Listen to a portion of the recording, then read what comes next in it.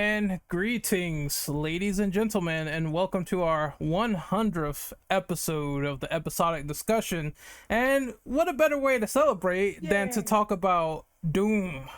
Doom is a very riveting and interesting first person franchise, and I can't wait to talk about it and get into it with my panel. So, of course, I'm Renegade Operative, and first we are introducing Mr. Rat Rat. I hope the length of this podcast isn't eternal. Oh, get out, get What a out. fucking week this has been. Jesus. Throw them in the garbage. Well, there's been those new releases as well, which I think should be a side question to talk about, actually. But next we have Cryo. Howdy doody. Next we have Mr. Jojo. Cracking open a can of proto boomer juice, some Pepsi here, because Doom is awesome. All right, you old man. We understand you're 50 years old. Yep, get off my lawn, kids. Next up is Burn. Wait, we're talking about Doom, the video game? I thought we were talking MF Doom. Oh no! Oh my god, please get out. I know you're talking about too. Shit. Oh, dear God. And last but not least, we have Andre. Rip and hair. What's up, guys? We're gonna be talking about the greatness that is Doom. I promise there will be no Animal Crossing collabs in the mix as people get ripped and torn apart. But I'm gonna move on to question number one since it's time to start this thing. So people often signify Doom as the godfather of first-person shooters. Why was Doom so important to reinventing the first-person wheel in your eyes? And what are your thoughts on the boomer shooter genre that it possibly spawned? Rat, you go first. Well, the important thing about what Doom did is that before this we had Wolfenstein, and Wolfenstein was just a bunch of boxed rooms and floors, and then you get to Doom where they added stairs and they added actual height. The game was a marvel for its time. It absolutely changed how the shooter genre works and how we view three-dimensional games. So of course it's influential. It's that important. It's earned its reputation. I think personally that, of course, adding more layers to the combats and making it a lot more fast and frenzy from what I play for the most part from classic Doom is what inspired the entire mold. Like games were like we got to be fast paced, we got to put in like a bunch of stuff on screen for you to fight so the player could be engaged and interested into what is going on.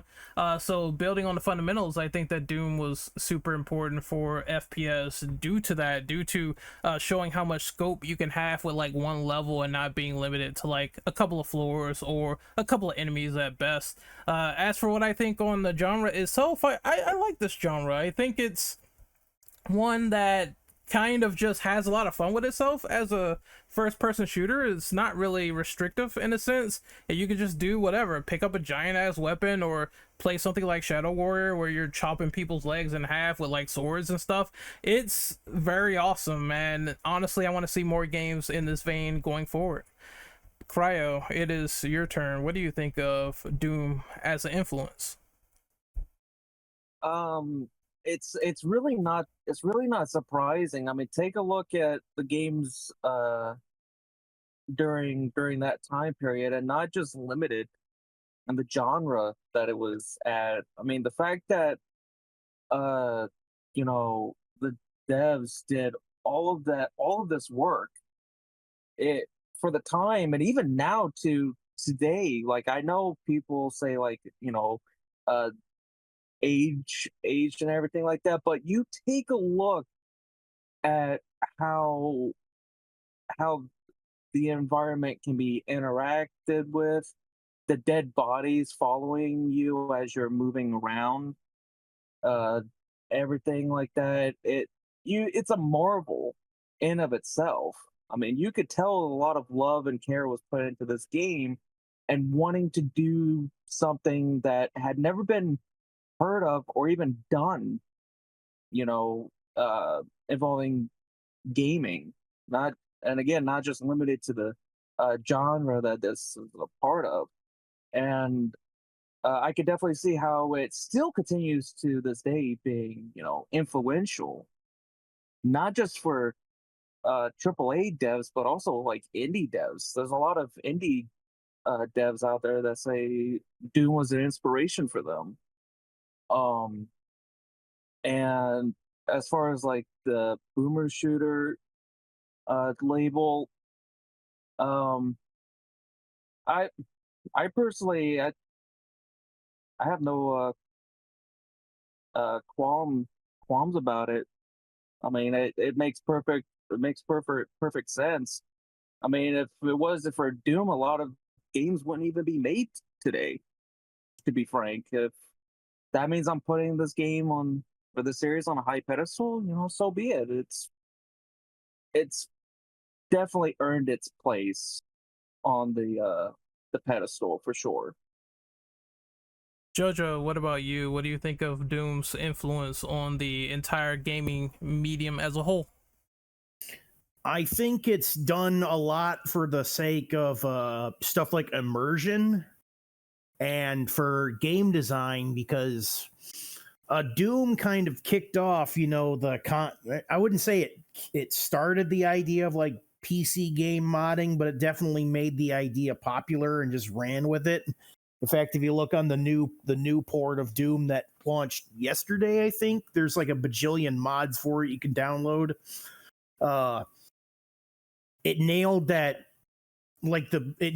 shooter action, I want to say, that's like famous for boomer shooters, because a lot of other shooters there's like elements of like backtracking.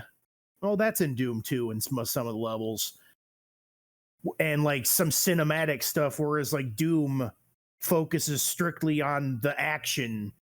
Like you could give this game it's also a good thing for like the purposes of like storytelling and gameplay, because it's like what John Carmack said.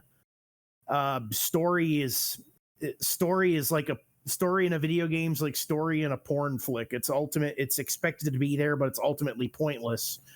And Doom is like the perfect example of that, because all you really need to know when you're playing Doom is you're a Marine. Everything else is demons. Either they kill you or you kill them. And it's great. And I've been enjoying it ever since I was a little kid. It's been both mesmerizing me with the gameplay and at the same time giving a little horror element to it too, which I don't think a lot of people talk about unless they're talking about Doom 3.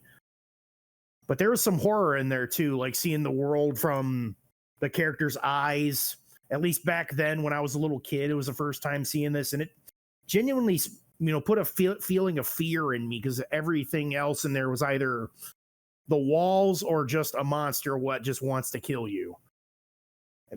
That was awesome. And also don't forget about all the things that you could play Doom on. I've seen Doom run on a watch, a camera, a pregnancy tester. I kid you not. There's Doom. Someone got Doom working on an NES too. So yeah, that's my statement. You can even play Doom on your fucking telephone. Get real. You could probably play Doom on Morse code if you know what you're doing. We have the video game pornography equivalent of Doom. You could play Doom on a porno. No, I'm kidding. But Mr. Byrne, what is your experience on Doom, and what do you think of its influence on the entire video game media? Just to add a little bit to that final thing, you can actually play Doom within Doom, because Doom Eternal does contain Doom 1 and 2. You're right about that. There's those arcade machines. I saw that when I was like running around in the game.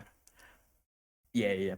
But as the thing of with Doom, I think Red had it like explained the best. Before Doom, the only thing that we had was something like Wolfenstein, and Wolfenstein was fun, it was good and all of that. But Doom brought a new mechanics to it. It brought just like a new feeling to it, but also something that brought Doom into the whole genre, which is like the thing that defines it the most right now. And I know this is gonna sound like the most early 2000s thing to say, but it's the fact.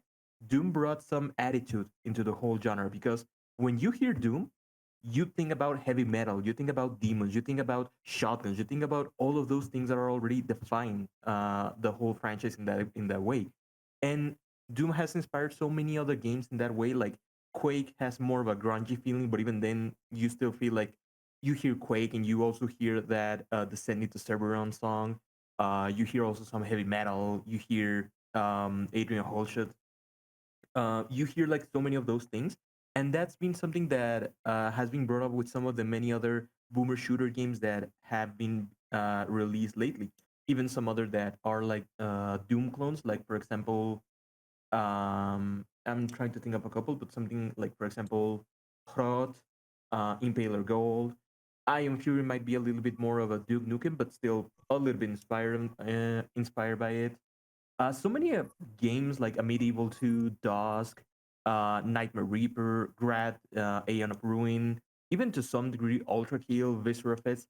So many of those games, their main thing is that they brought the whole hell 90s heavy metal, shotguns, bloody thing, and that's cool. We like that vibe that we associate so much with, uh, well, heavy metal.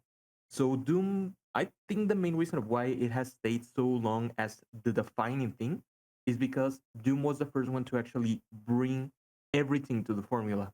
And I'm not sure if any other game has brought something. Well, I mean, they have brought something new to the formula, but like re- revolution, revol. I don't know how to speak. Uh, Upgrade the formula in a better way that Doom did before so many years ago. Because we have seen just like heavy metal, hell, shotguns, blood, gore, demons, and all that, and it's cool. We don't need a change. If it ain't broken, don't fix it. It's a good If I answer. may add, if I may add something real quick, it's not a phase, Mom. It's not a phase, mom. Because when he said it sounds early 2000s and about the heavy metal, Oh yeah. I was thinking that it's not a phase, Mom.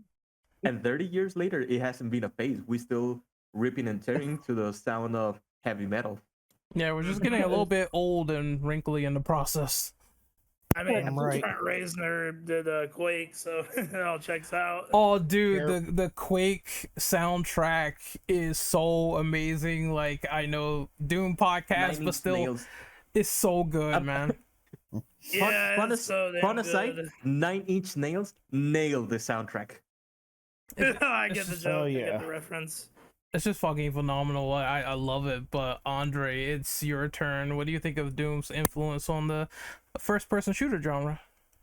Okay, I'm up. Honestly, I think Doom is probably one of the most important games.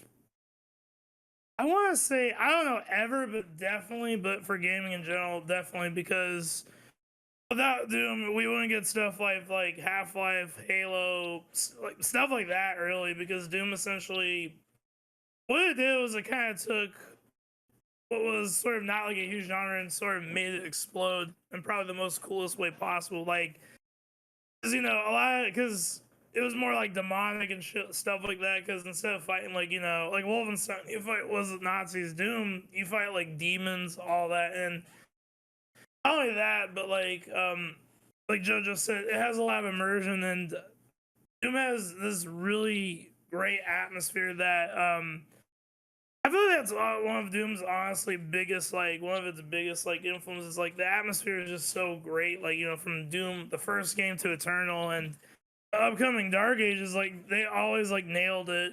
That dark atmosphere.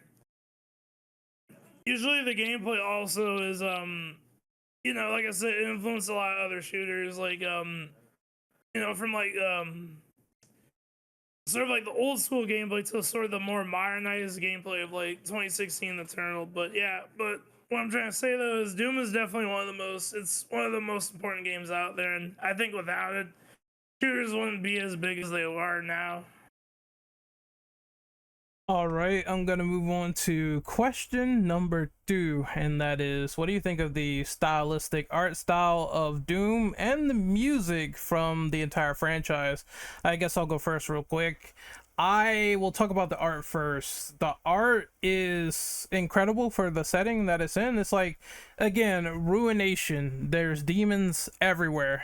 You are Doom guy. There's blood dripping. There's fucking people strung up on the walls. There's a very weird and crazy industrial feeling to it, and I think that works very well. And then when you get to hell, you see blood rivers and poison everywhere, and it looks like a decayed mess, like you're in another world that you're not supposed to be in. And I think that is fantastic. And ultimately, over the series, we see differing locales with Doom Eternal and the Doom 2016, but all still ravaged. And you see places where there's lab complexes and people torn apart. It's good. It's really good for what they do, and honestly, I can't wait to see what they do in the medieval setting for Dark Ages. As for the music itself, I was looking for the song like forever. It was Meat Hook in Doom Eternal. That song, when I went back to my Xbox and I played Doom Eternal again for the second time and that played, I was like, this game kicks ass. This is the greatest experience I think I ever had, and I'm so happy I gave it a second chance.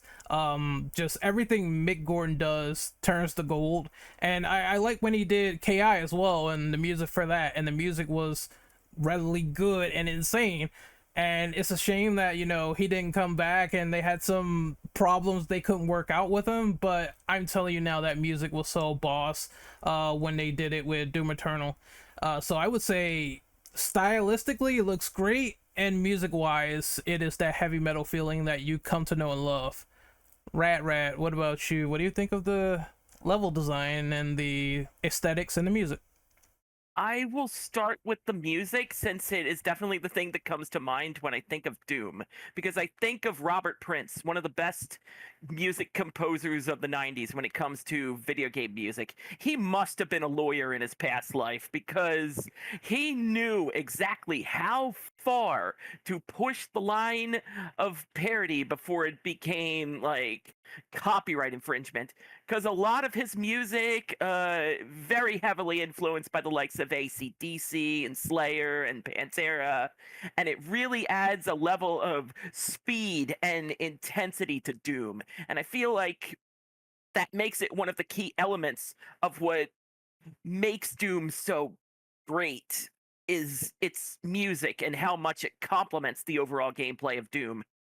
As for the art itself, I really like the meshing of tech bases and demonic hellspawn. Like, you see stages that are ripped apart at the seams, and just overall areas that were man-made being overrun by demons. And we'd never seen anything like it at the time. It just sort of ties into the influence of what Doom has, because the art and the music complement the idea that Doom was beyond compare for its time.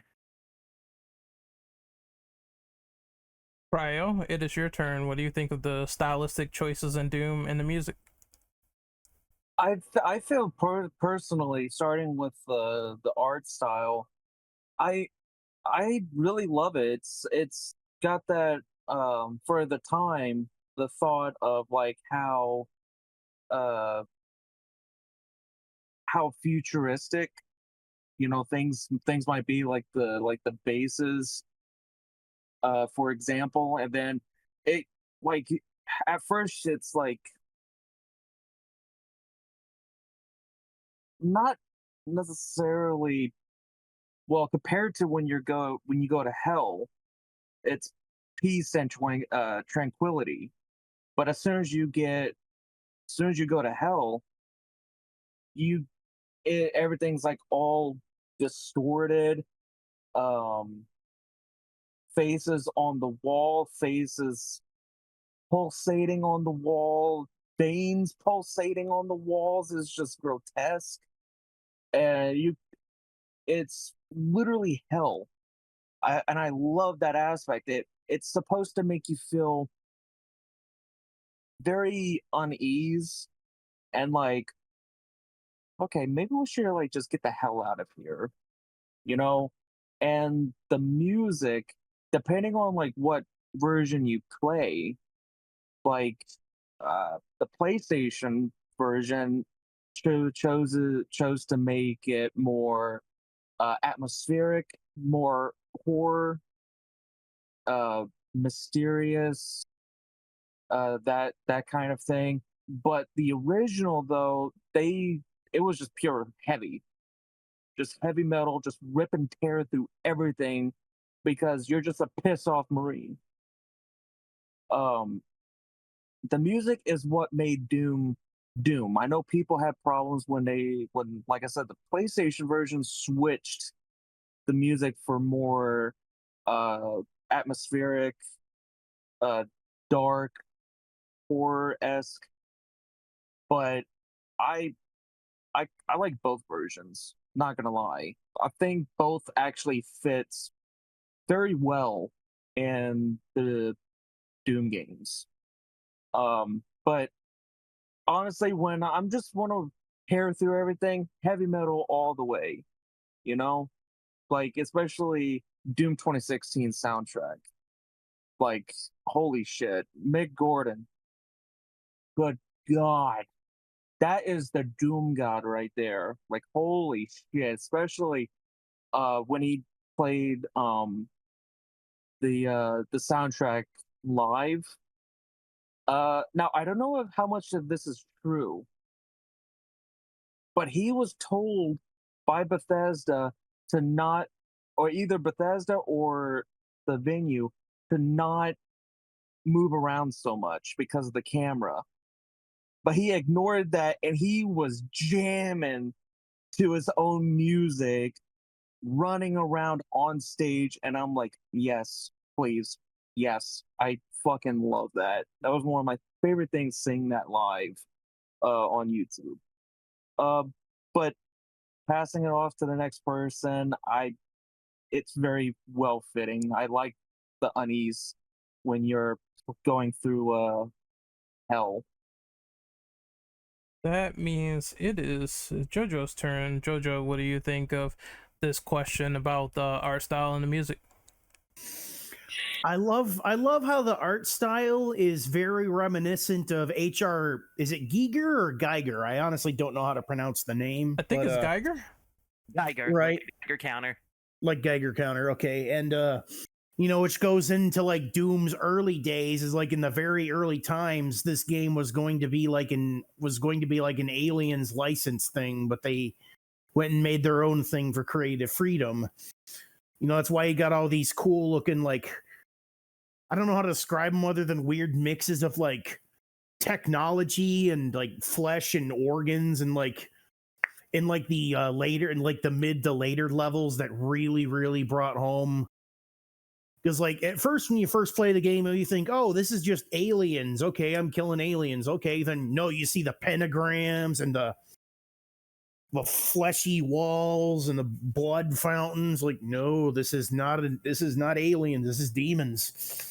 And whether you like the kind of leave it to your own imagination look of the 93, 95 Dooms, or the kind of sort of realistic nightmarish stuff you see in Doom 3 in 2016 and Eternal.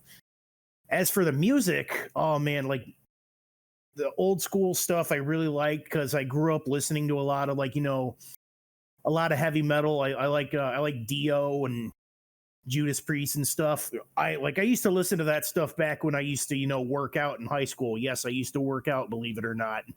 Good workout music, by the way.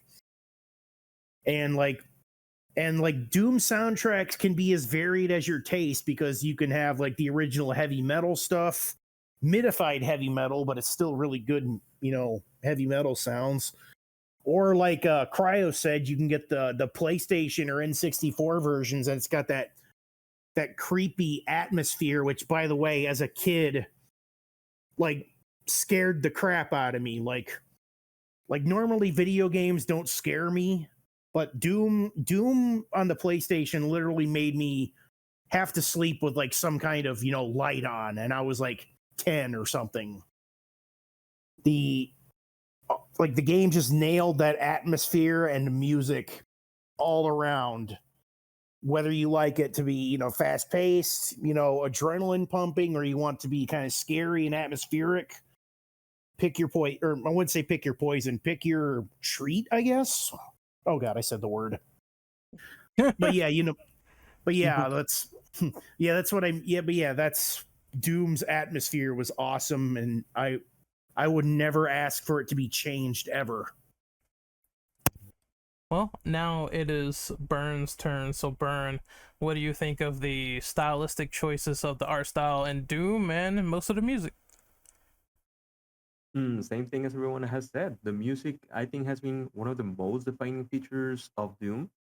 I failed to know fully the names of the composers for the original games, but I mean, the cultural impact that, for example, Mick Gordon's soundtrack had in this last couple of years, I mean, it has been huge. Like the amount of videos, the amount of people, the amount of memes, like everyone already knows that when you hear that specific riff of guitar, the usual na na na na na na na na na, people immediately think Doom. Fair enough, they think of the new Doom, not the classic Doom, but even then, they still think about it. The music has been one of the most defining features of Doom in those years, and it has always been like that. I mean, inspired by a lot of heavy metal and all that, but I do like even the fact that they were able to make something a bit original in the early 90s, and even Mick Gordon was able to get inspired by some of that and the early music from Doom. Like the music for Doom and Doom Eternal, you can actually notice like leitmotifs and everything, saying like, "Oh, this sounds like Hell's Kitchen," and this sounds like No Rest for the Weekend and stuff like that. Like you hear some of the songs and everything. So it's definitely something that I mean, it's eternal. With the art style, no saying like the hell, heavy metal, and demon things, it just fits so well. Like every single image that I have seen of Doom, a really well done image of Doom, really could be a part of like a heavy metal the magazine. It can be a cover, like no issue. If they ever do like another heavy metal animated movie and one of the shorts that they animate seems to be inspired by Doom or something like that, yeah, like I would be like that fits that. Like I will totally believe that. So the art style, the music, everything goes on into what I said in the previous question, that it's just the style, just the attitude that Doom brought into the whole game, into everything. Andre, it is your turn. What do you think of question number 2? The art style and the music. It's pretty fantastic. Like, I think what really drew me to play Doom in the first place was just really like all the monster designs. Like they're all just from like the Kago demons, the Kago demons, the pinkies, the cyber demons. I thought that was cool, but also, yeah, Doom always looks really. It still looks amazing years later. It's definitely a very timeless style, and like especially like not only just the old games, but also Doom 3 and Doom 2016 and Eternal, which, Jesus, man, like, those games look incredible. Like, and they still look good today. The soundtracks for all the Doom games have also been pretty fantastic. Like, like I brought up with Trent Reznor doing Quake, Mick Gordon's take on, like, those teas, at least for, like, 2016 Eternal, are just damn freaking tastic. And I also have to say, like, from what I played the DLC, Andrew Holshit sounds. His take is also really good too. I think he's coming back for Dark Ages, which, if that's the case, it's fine. But yeah, but overall, I'd say Doom's like visual design and just overall music is just amazing. So that's all I gotta say on the matter. I have a very good side question, and I'm surprised this was not in the fucking doc. I'm surprised this was not there, but we gotta talk about the Doom movie. So Doom, the movie. Oh God, I was waiting for this. Oh no. Starring Billy Butcher from The Boys. And That's good. Yo. Dwayne "The Rock" Johnson, the final boss. And also Oh my god. Doom Annihilation. If people have seen it, Not yet. what do you think of these films? I want to go with Rat first. Which is the worst decision because I have to abstain. I have not seen the Doom movie. I have seen Annihilation, which I believe is the Netflix film. It might be under a different name because I might have blocked a lot of that film out of my memory. Unofficial movie. You're mind lucky. you. You're lucky. then. So, fun fact. As of this recording, which is August 10th, I went to see the Borderlands movie, which is considered right now to be the worst movie of 2024. To anyone who says that is the worst video game movie ever made, I highly insist you track down Doom Annihilation and reconsider your opinion. I fear that's going to be a watch party. I already know it. It's going to happen. Oh, I need to Lord. see how bad this is. I'll go to hell. But Burn, it's your turn. What do you think of those movies? Have you seen them? Sadly, yeah, I have seen them. And after watching the newer one, I don't remember what it was called, from like 2017 or something. I think I prefer actually the 2005 movie. Like, it's miles better. But like, I'm not even kidding. Like, miles between Annihilation. That's what it's called. I'm so sad that I can actually remember the name. Like, I'm mad that it's actually using my brain space. But yeah, the movies. I just don't think that Doom is something that it's good being adapted into like something like that. I mean, the whole idea of Doom, the whole concept of Doom when it was made in the 90s, the first thing that they said is like, it's like a porno. No one cares about the plot. Like, you only there for killing demons and stuff. So like, I don't think it's good. But definitely, if someone want to watch a movie based on Doom, go for 2005. Do not looking at the camera, wherever the camera is. Do not watch Doom Annihilation. Do not. Okay, so I'm gonna go real quick. I only seen the 2005 movie, so maybe I'm like saved from whatever Annihilation is, but it's okay. It's fine for what it is. If you want a dumb, stupid action movie where they're fighting not so demons from hell, but demons who have a virus in them, like Resident Evil, then you can watch this movie. It's a dumb popcorn flick. You will have The Rock saying some of the most ridiculous stuff of all time, like Semper Fi, motherfucker, or he just flat out spells it out loud when he picks up the BFG. He says big fucking gun. If you're going in there to have a hilarious time with maybe some of the lore being teased around, it's vastly different though than what you would expect from the games. You might like it.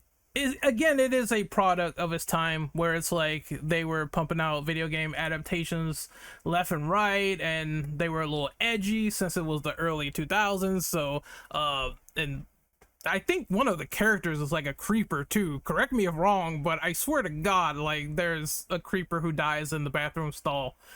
Yep, I know who you're talking about too. I Yeah. don't know his name, but yeah. Yeah, there is a creep character in the movie, and he dies, so I guess that's good. But that's like most of the stuff I remember, and plus they have Billy Butcher from The Boys as the main hero.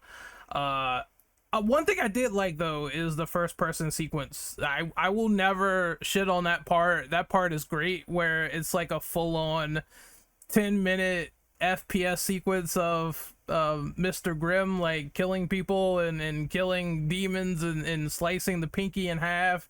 So I thought that was pretty great. At least something like that is kind of harkening back to what the video game is and having a really fun time with it. So I think that stuff like that should be more common in video game adaptations, where they take some source and they sort of run with it and have fun with it. But that's my opinion on the Doom movie. It could have been better, but it couldn't have been any worse than the other movie that is in the series that I have not seen yet. So, Jojo, it is your turn. Have you seen the Doom movie? I saw the one with The Rock and Carl Urban. I have not seen the other one, but from what everyone tells me, I'm gonna avoid it because I don't know if I have anything strong enough to get me high enough to watch that. But He doesn't have the willpower. He's not Nope. Green Lantern. nope, nope. I don't. You're never gonna see a green ring on this finger. But yeah, the like everyone else said, the only part of that of the Carl Urban Rock movie that I liked was the first person sequence and when that creeper soldier gets killed in the bathroom. Other than that, the like it shouldn't even be called Doom because like it's like some kind of virus that makes people mutate. It's just, bro, this is the most generic sci-fi thing ever. Like It's literally Like, Space Resident Evil. That's what it felt Yeah. like to me. yeah, Space Resident Evil or what was the name? Dead Space, something like that. hmm Yeah, and also I do not like what they did with the BFG. It's like some gun that shoots like blue acidic goo on stuff instead of just being like a freaking nuclear core that explodes. Like I hated how they call it the Bioforce gun. Like, oh god, there's nothing creative about that. I'm sorry. Like the credits, it should just say most of the time when it says starring The Rock, it should just say most of the time the camera is pointed at The Rock. Yeah.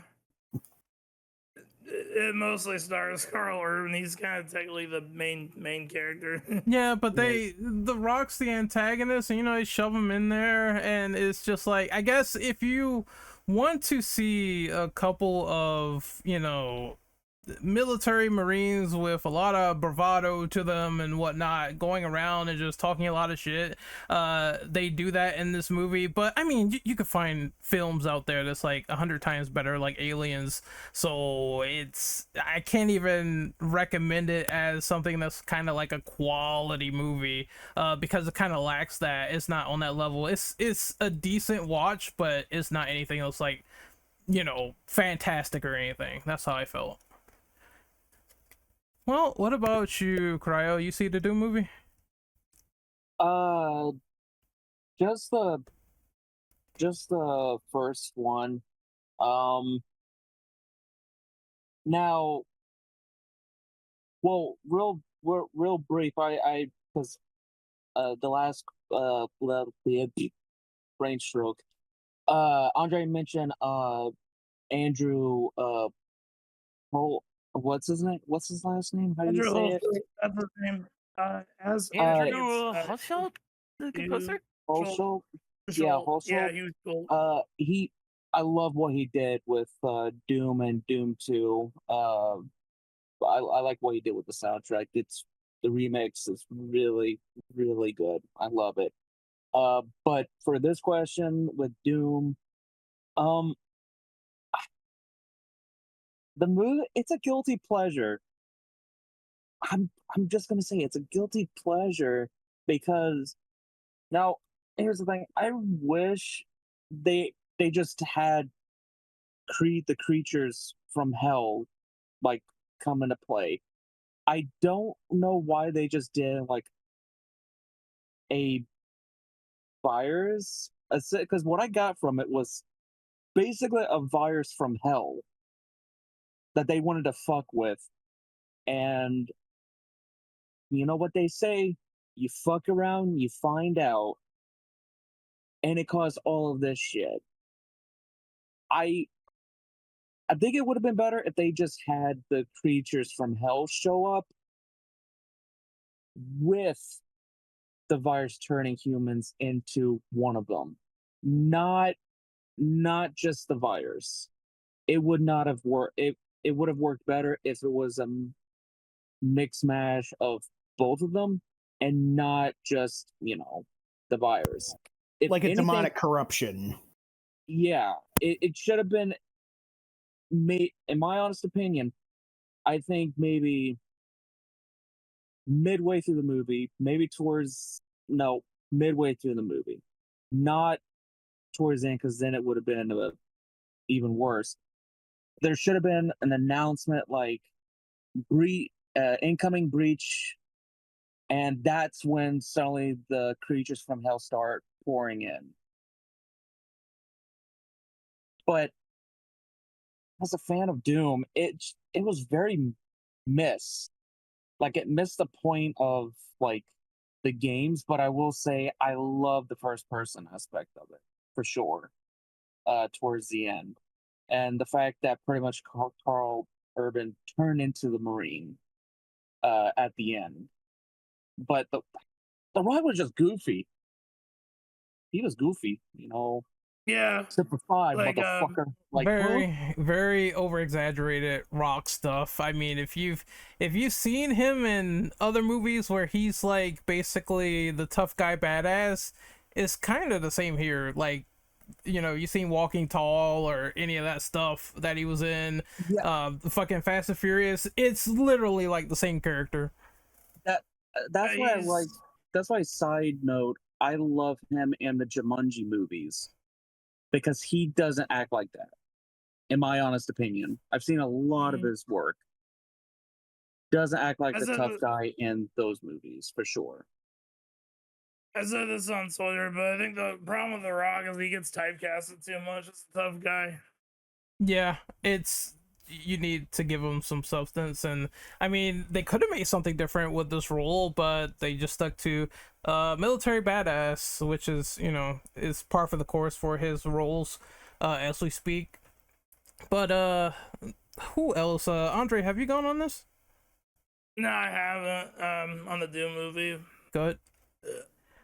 Yeah, I'll make mine really quick. I have not seen Annihilation, and I don't plan to. I saw Doom 2005 years ago.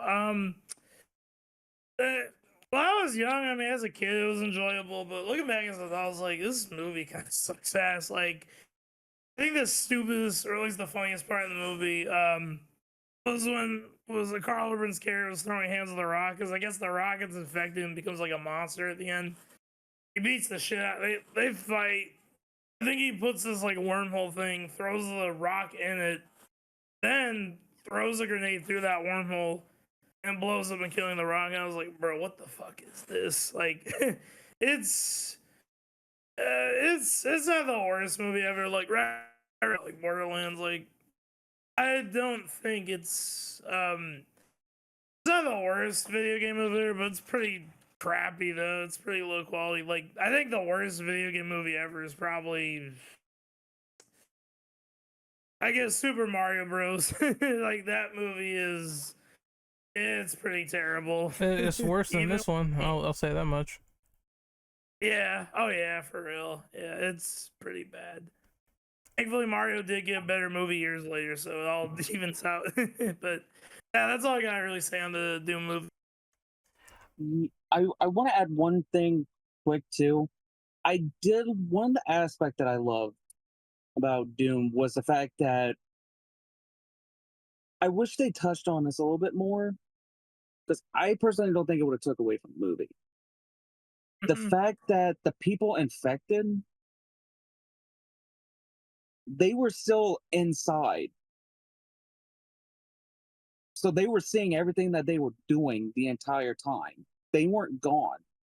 Because one of the characters, one of the soldiers that gets infected, one of the mercs, he basically, I think he first begs for death, and then he kills himself. So like they're inside, they're trapped inside. They know what's happening. But they can't control it. But with him, before it could fully take over, I think even when he was fully possessed, he offed himself because he didn't want it to happen. He had that brief moment of control. I wish they delved more into that. That would have been good. But they didn't. It was just one little note, and then boom, let's ignore it. There's also two little side things I need to mention, then we'll move on. So the first one is, I don't know, the ending of this movie for Doom, the one with the Rock in it, it had that weird transformation that he went through, and he looked like someone just threw like butter all over his face, and I thought that was funny. Yeah, wasn't he supposed to become like a what do you call the big demon? I Baron of forgot. Hell or a Hell Knight. Yeah, Hell Knight. I think he was Yeah. supposed. I think it was supposed to be a tease of that before he goes kablooey. But it looked weird because they were trying to blend did. that with human rock, and I don't know if I was feeling that. And there was a comment on John Carmack's comment where he said, you know, games and stories in there. It's like a porno. Who really cares? Stuff like that. You're here for the gameplay. Someone made a counterpoint that I want to elaborate on real quick, and they said, well, he said this, but what do you think of games like BioShock that had a riveting story or whatever? I think the point is that, of course, for some developers, it's like, I'm gonna compare this to movies.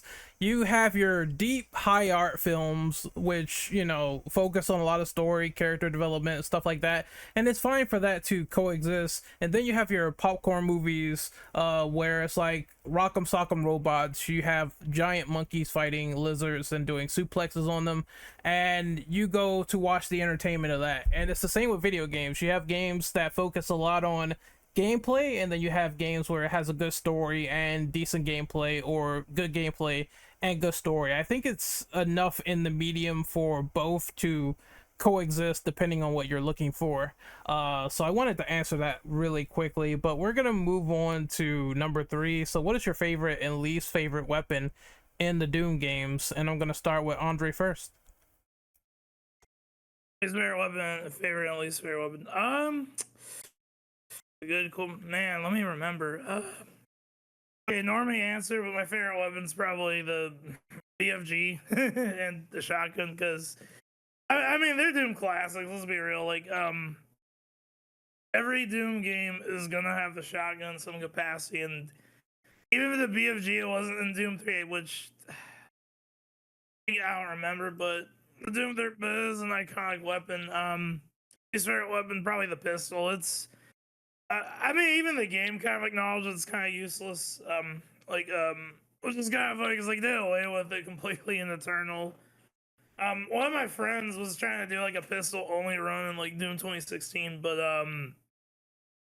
he was getting his ass kicked, dude. He was getting his like shit pushed by the Baron of Hell, like all the enemies, and like he told me he was gonna try to fight the Cyber Demon with the pistol, and then after dying like 10 times, he's like, "Okay, I think I'm gonna just use the shotgun and the rocket launcher." I'm like, "Good call."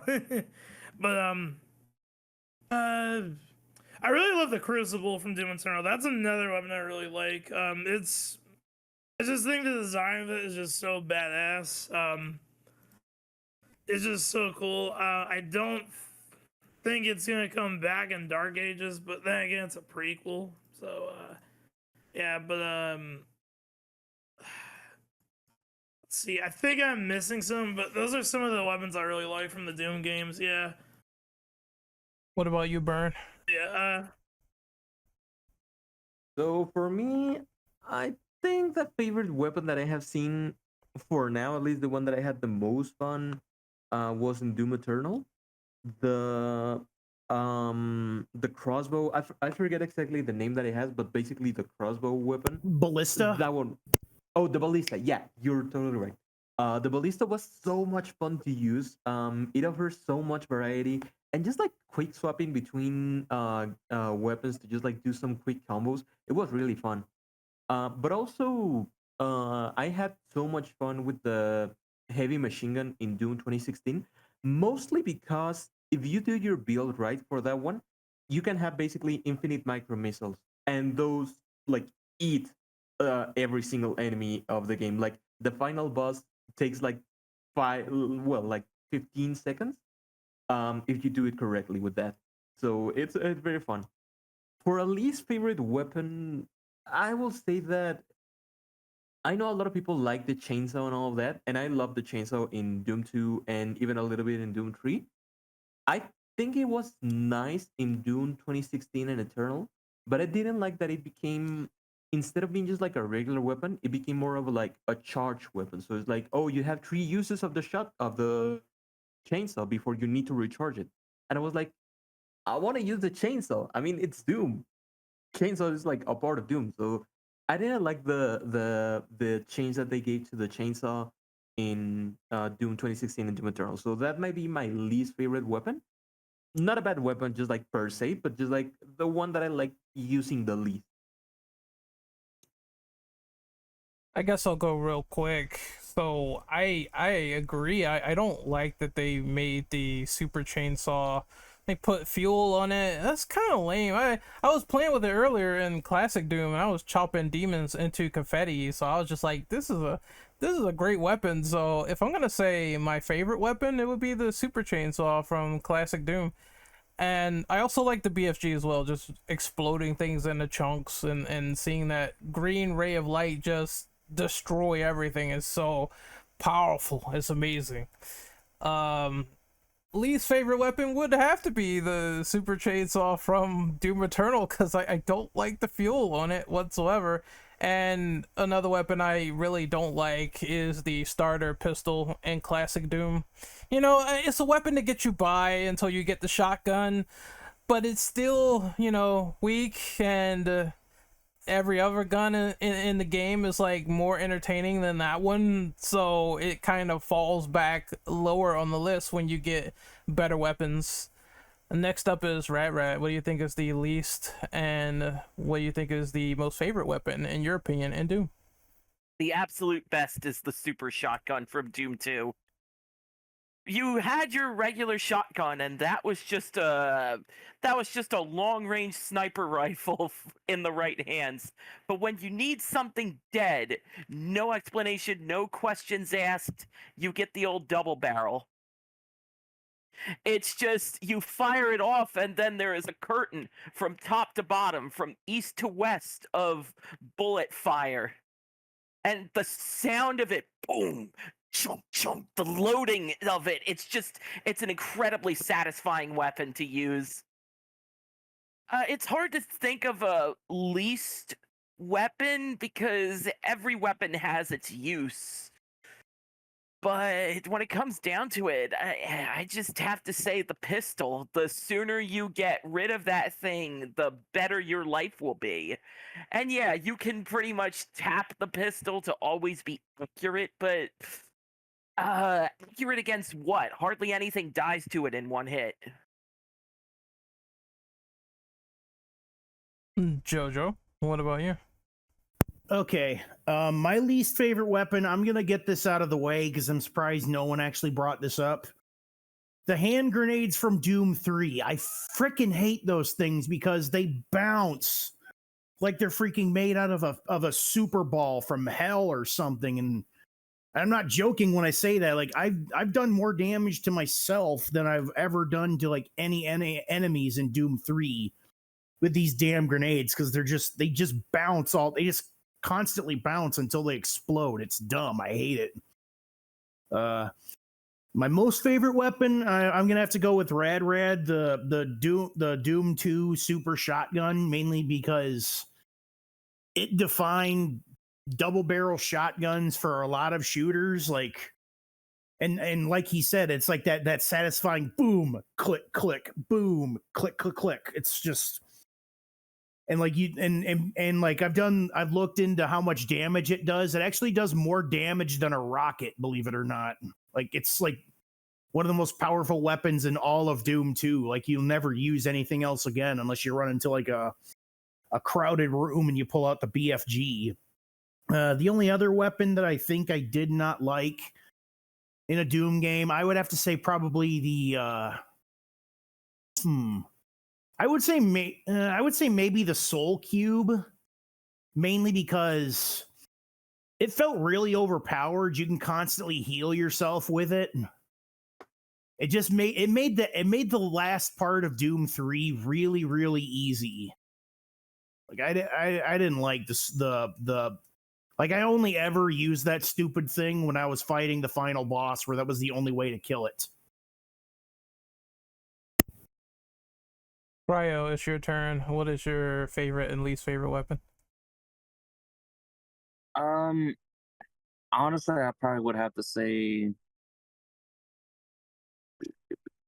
Probably the super shotgun from Doom 2. Not only the sounds from it, but just how much it can do, and plus it's one of the most iconic weapons in the franchise. Especially when we're talking about like classic Doom, it's one of the most iconic weapons. For least favorite, uh, that one is pretty tough.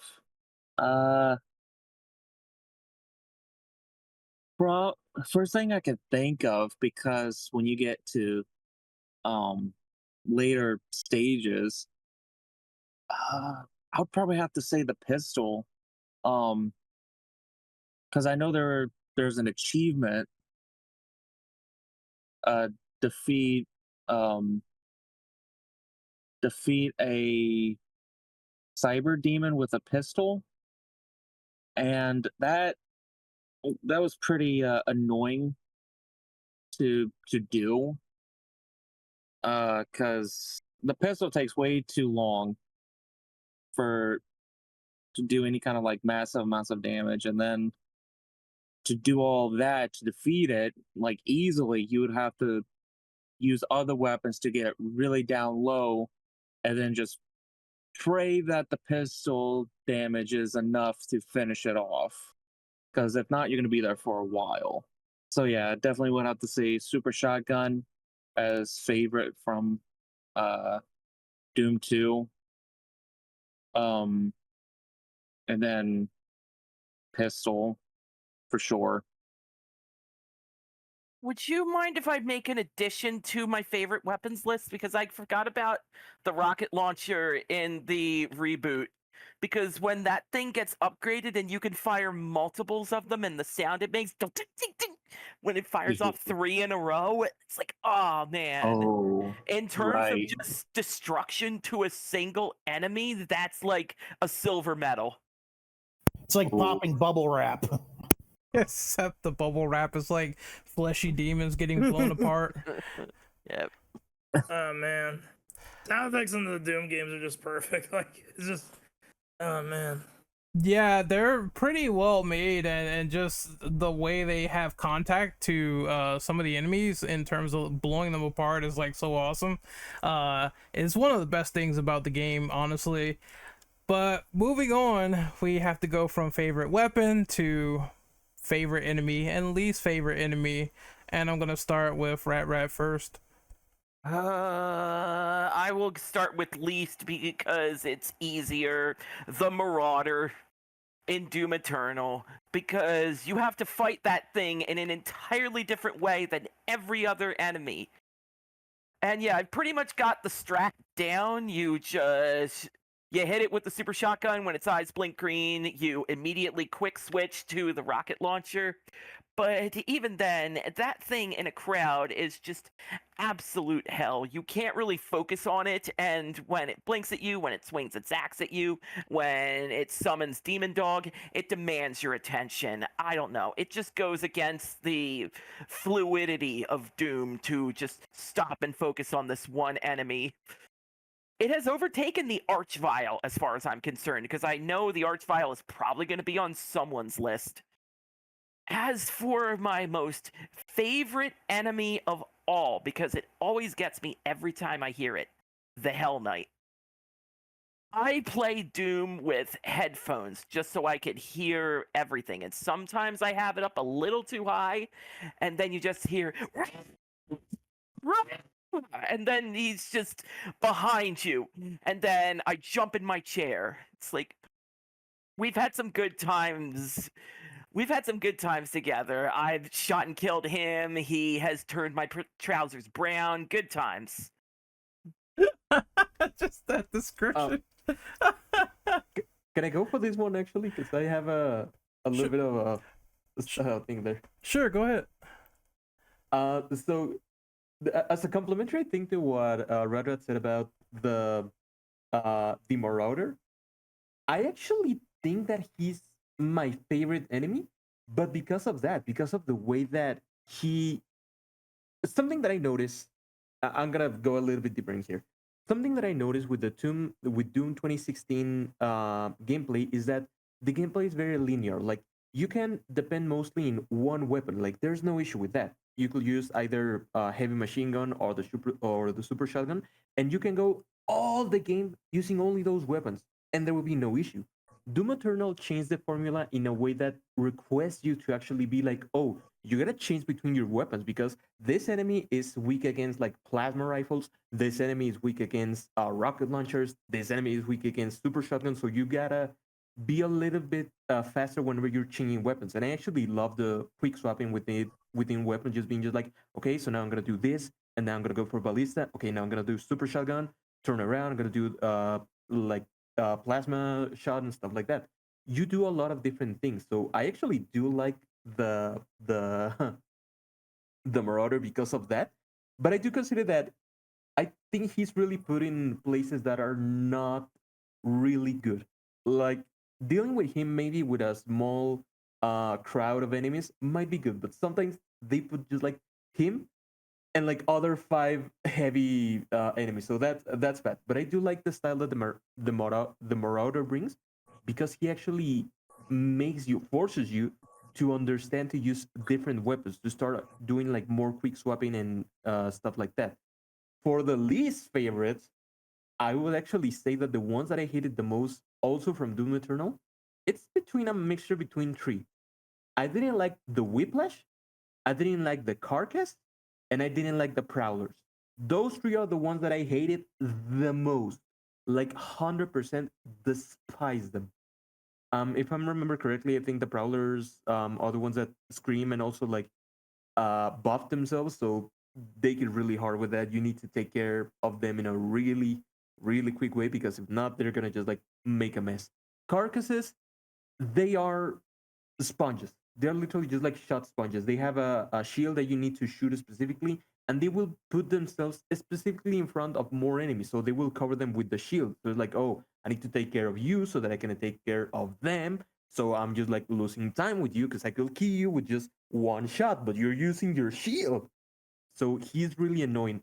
The Whiplash, I also hate them because of their annoyance. They are extremely fast. They move on the ground, so you have your attention put in like your front view, and you suddenly see just like something squiddling around on the ground. It's like, oh fuck, he's there.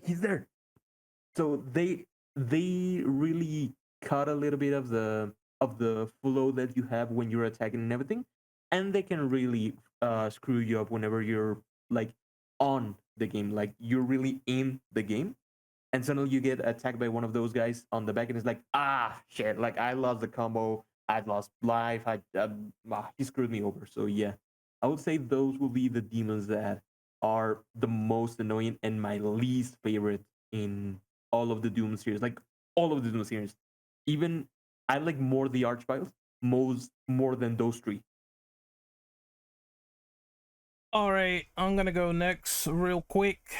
So mines are pretty simple, but they are still very, very annoying enemies. I'm gonna go with least favorite, and I'm gonna go with the chain gunners from the originals.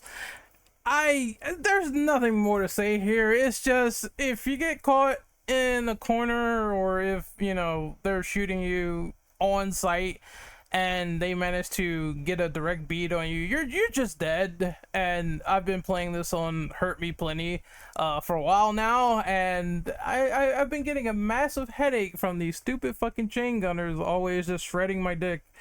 I think it's annoying. I think they're annoying, and so far those are one of the enemies I hate the most when they regularly patrol around.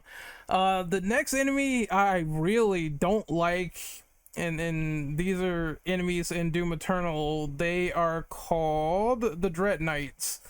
I don't know what is going on with this, but it just feels like every time I turn around and one is chasing me, they just smack me a couple times and I'm dead. Of course, what I'm playing it on does not really help, but they are very annoying when they're super mobile and hitting you at the same time. And I think the Mancubus enemy, the enemy with the giant, tubular things in his hands was shooting you.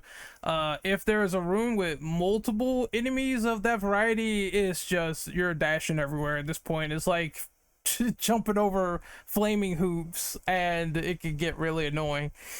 As for enemies I really enjoy fighting either the Baron of Hell or just, normal Kakio demons. I feel like just getting around, finding a strategy, and trying to see if you can open them up is pretty good for the most part. And I like that there's different Barons of Hells lying around. One has more damage, or one takes more sort of hits in the process, and you're just trying to figure out, how can I get away from this guy but also not get tanked by him, and come up with some strategy. And the ice grenades are really helping me so far with that for the most part, so I'm glad they're saving my life. But I like those battles where it's an open arena and allows you more time to think with a bigger enemy, and those are one of those instances with the Baron of Hell. Next, I'm going to move on to JoJo. What is your favorite and least favorite enemies of Doom? I would have to say one of my least favorite is probably the chain gunners, because those can chip down your health really well, and because hit scanner weapons have zero travel or unlimited travel, whatever you want to call it. Like, they just tear down your health so fast. I also don't like running into arch vials, because you kill a bunch of demons in a room, and then somehow an arch vial gets in there.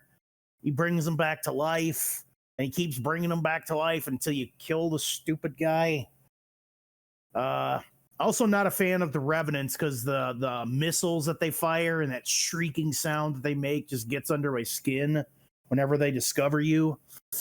As for favorite enemy, I would probably say the cyber demon, mainly because I always love going toe to toe with that, hit and run tactics, especially when you play it in Brutal Doom, because on Brutal Doom, that mod, he gets a melee attack and it's a one-hit kill. Also, I like the Baron of Hell, just because how iconic he is. His face is all over all the walls. He's in the cover art, of most of the games. Also, speaking of cover art, the PlayStation 1 Doom cover art is more badass than it has any right to be. Also, one thing I really like about the Baron of Hell is if you could play as him in multiplayer, you could transform and play as him, and then you can shred people in the mincemeat, and it's the funniest thing. I have like a 10-minute clip of saying why Doom 2016 multiplayer is awesome, and that's one of the reasons. Also, I want to add on a funny thing. Since Rad mentioned the sound the Hell Knight makes, it sounds like my uncle blowing his nose. I just want to say that. What the fuck? Okay. I swear to God, in an echoey room when he blows his nose, that's what it sounds like. The Hell Knight sound he makes when he spots you. Holy crap. Yo. I mean, that check. Yeah. Well, Cryo, it is your turn. What do you think of the favorite and least favorite enemies of Doom? From ones that I've encountered and from ones that I've seen others face, and I can just tell by their keyboard movement or controller movement, or not really their keyboard or controller movement, but how they're playing the game. This one is, from what I've played, this one enemy is my favorite. The Cyber Demon, mainly because of how easy he is to die, essentially, as a boss, if you basically know your footwork, and he won't be able to deal any kind of damage to you. Now the least, it would definitely have to be it's a toss up for sure. Definitely a toss up for sure. Probably the commando / chain gunner, like everyone's mentioning, but also the Lost Souls. I know it's very interesting to mention the Lost Souls, but it, yeah, they can be easily dispatched, but it doesn't make them any less annoying. You know, that's like saying, you know, it's like mosquitoes. You know what I mean? They're like mosquitoes to me.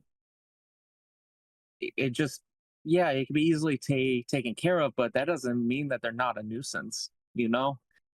Uh, but yeah, those two for sure. My favorite and least, well, technically three, but still, I've noticed that chain gunners are amongst the majority of people here what they hate. They will and I hit can scan definitely you see why. and they will hit scan you and it sucks ass. That's probably why.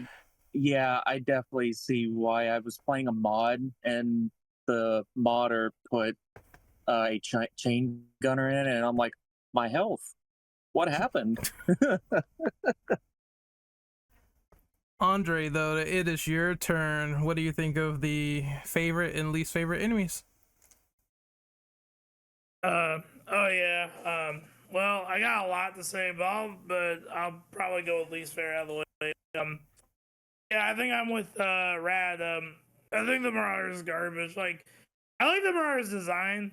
I think the Marauder looks really cool, and I do think Ed Bosco does a great job as him. And if you guys aren't aware of Ed Bosco, he's Ed in Street Fighter, Pippin Guilty Gear, and I know he's in Hazmat Hotel or Hell of a Boss. I'm not too sure, but anyways, they're just annoying as hell to fight against because they basically the Marauder bosses. Marauder is if a Dark Souls enemy got stuck in a Doom game, and it just doesn't work.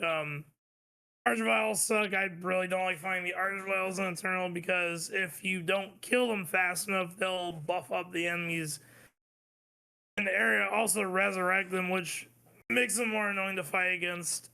But as for enemies, I really like. Let's see.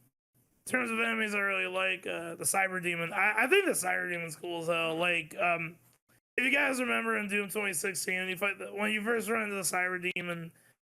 I swear that boss fight was awesome. That was like, yo, and the big ass Cyber Demon, and also I know this is kind of another enemy I do like, and it's a very easy enemy to kill, but the Congo Demon, like, I don't know, I just always thought the design for it was just cute. It was just kind of like an unofficial mascot for Doom. Like, the Congo Demons are kind of like the Goombas of the series, but I do like the enemies, yeah.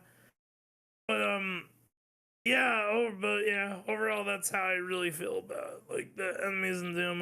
I don't like the Marauders and Archviles, but all the other enemies are fine. I haven't really played the old games a whole lot, so I'm kind of like my knowledge on that one's not really there. But yeah, that's all I gotta say.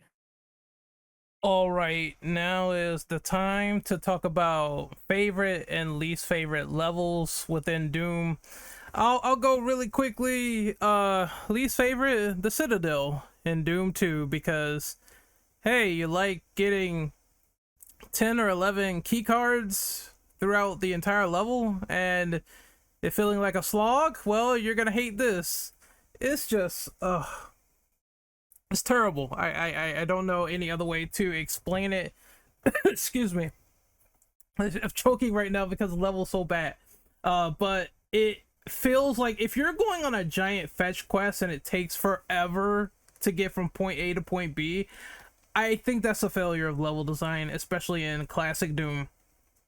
And not only dealing with like all these annoying ass enemies in the way, but you're also on this super massive key hunt for like multiple keys. I just like when Doom levels are very straightforward, like, you know, Doom 1 and some of the opening levels. You go, you find a key, you leave. Sometimes it gets a little bit more complex with like sometimes you have to find a key in a certain area on a ledge somewhere and then exit out. So I would say Doom 1 has some very like good level designs, as well as the opening of 2016, because Doom Guy awakening from the chamber and going out there and just smashing the TVs. I thought that was the funniest shit of all time. I couldn't stop laughing. And when I got outside and the music starts playing and you start slaying everything, I was like, okay, this game is sucking me in on atmosphere, and it is incredible. That's a good way to start off a reboot, in my opinion, is that opening level from the first Doom 2016. But Rad, it is your turn. What do you think of best levels, worst levels? My best and worst level actually come from Doom 2. My worst is the chasm, because with that level, you have to constantly walk the proverbial tightrope. And there's one section where the gap is so small, I just pity anyone who has to do that on keyboard. And then, of course, there's the final section where you're walking across an area where there's a bridge across radioactive slime, and you're getting pestered by lost souls. If you fall at any point, you're done for. There is no getting out of that pit, and you're dead. It's the most annoying Doom level. But my absolute favorite Doom level of just memories and fun factor, tricks and traps, because you are surrounded by 8 doors, and each of them contains both a trick and a trap. My most vivid memory of Doom 2 for the first time is opening a door, seeing a room with a cyber demon surrounded by barons of hell. It's like, this thing was a boss in the first Doom, and now you're just throwing me a cyber demon this early? And that was before I saw the invulnerability. But even so, it's a level that can surprise you in only the best possible ways. It is, in my opinion, the proverbial troll level of the entirety of Doom. Cryo, what about you? Best and worst level? Both of these are honestly from the first Doom. Honestly, my favorite has to be the final level for E1, because I just love the fact that you just took care of the barons of hell, and you get to the end and you go into the room that's full of demons, and you're just slaying all of them until, like, you quote unquote, die.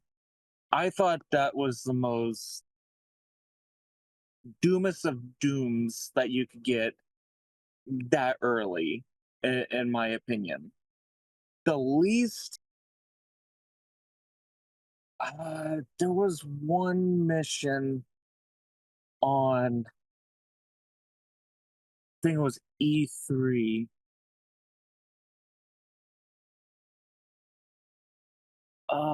There was the third one. I forgot the mission name, but good God, so much backtracking for that.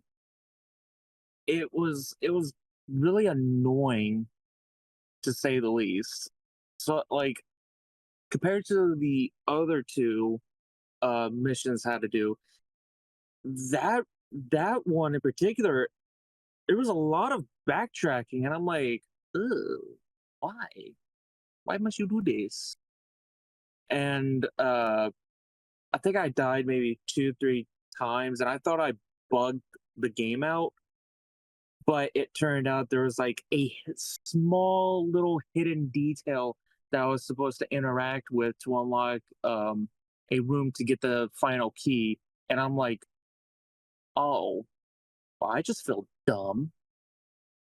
But that's all I got for that one. That definitely favorite for has to be the ending for the first episode. I just love that.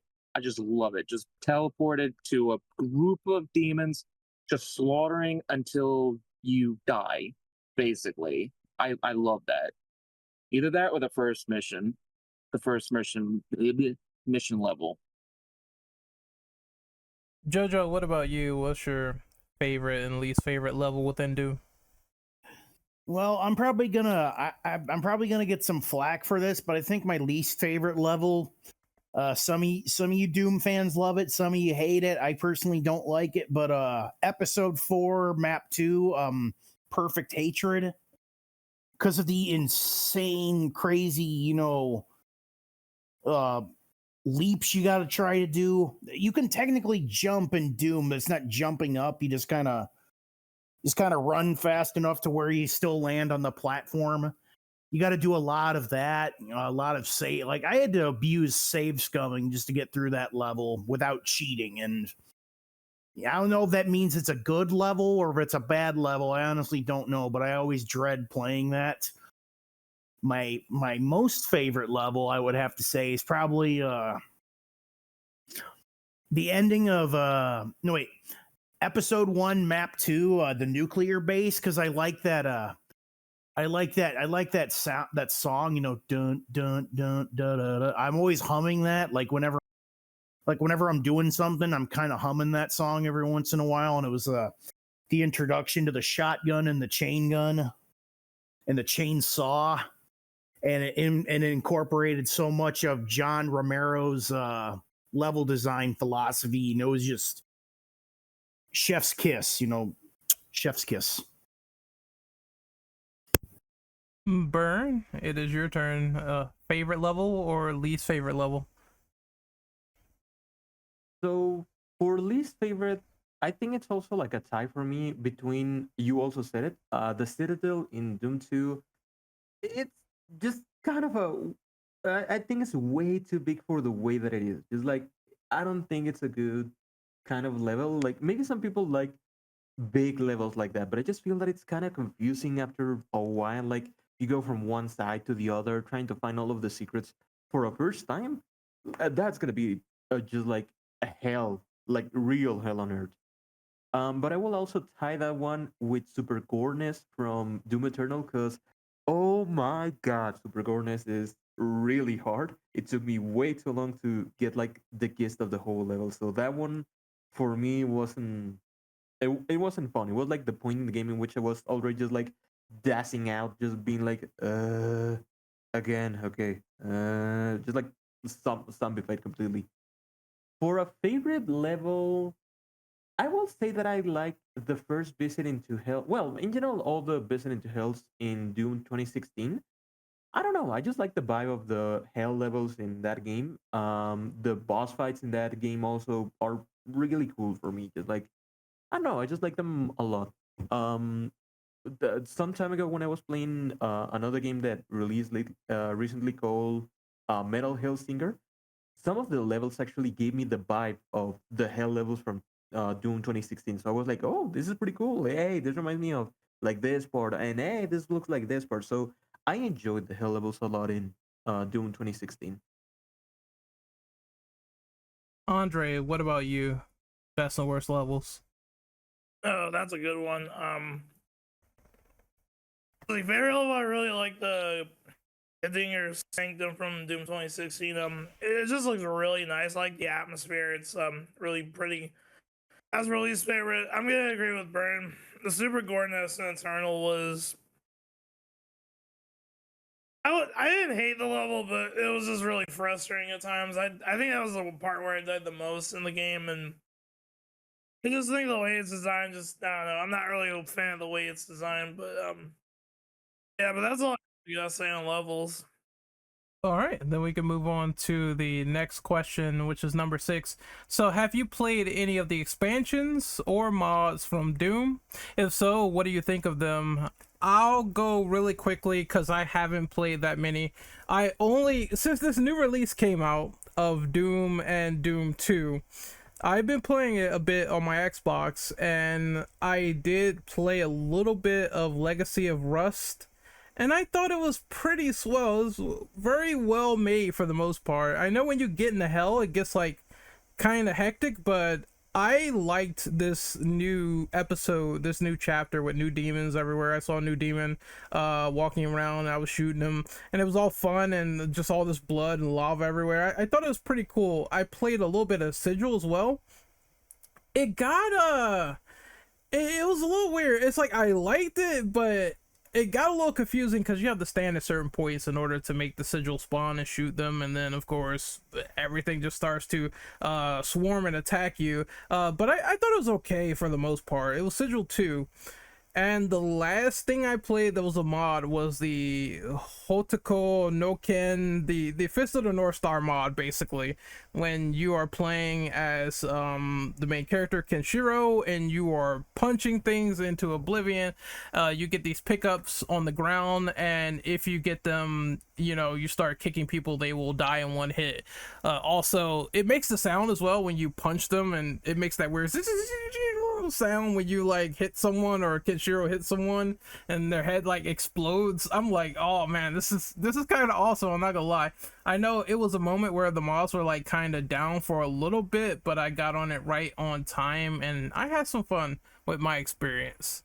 Next up is Rat. Did you play any expansions or mods in Doom?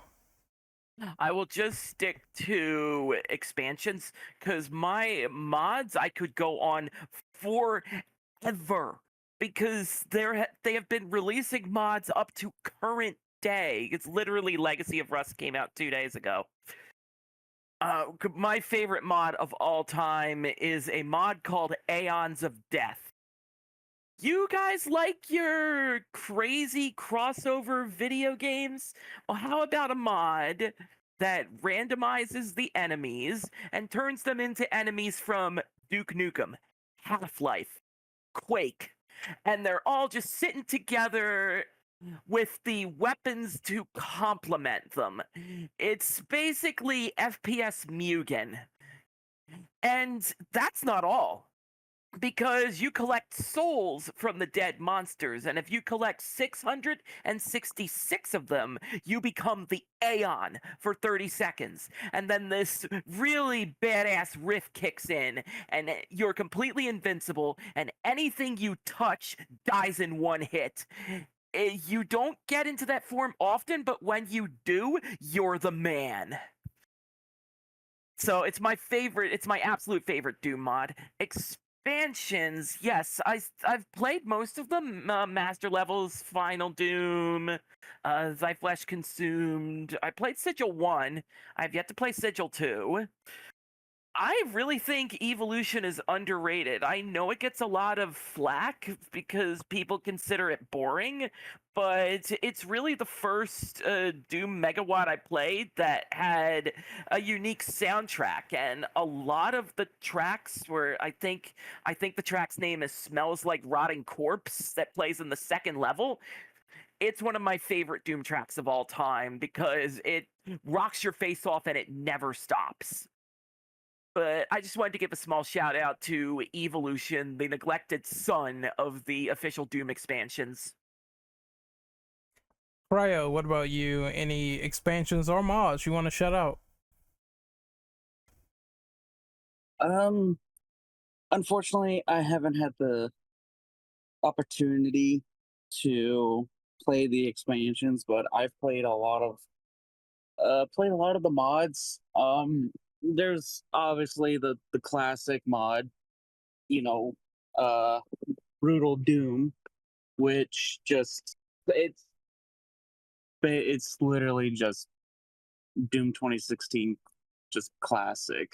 But it came before, as far as I know, it came before Doom 20. Actually, yeah, it did come out before Doom 2016, way before.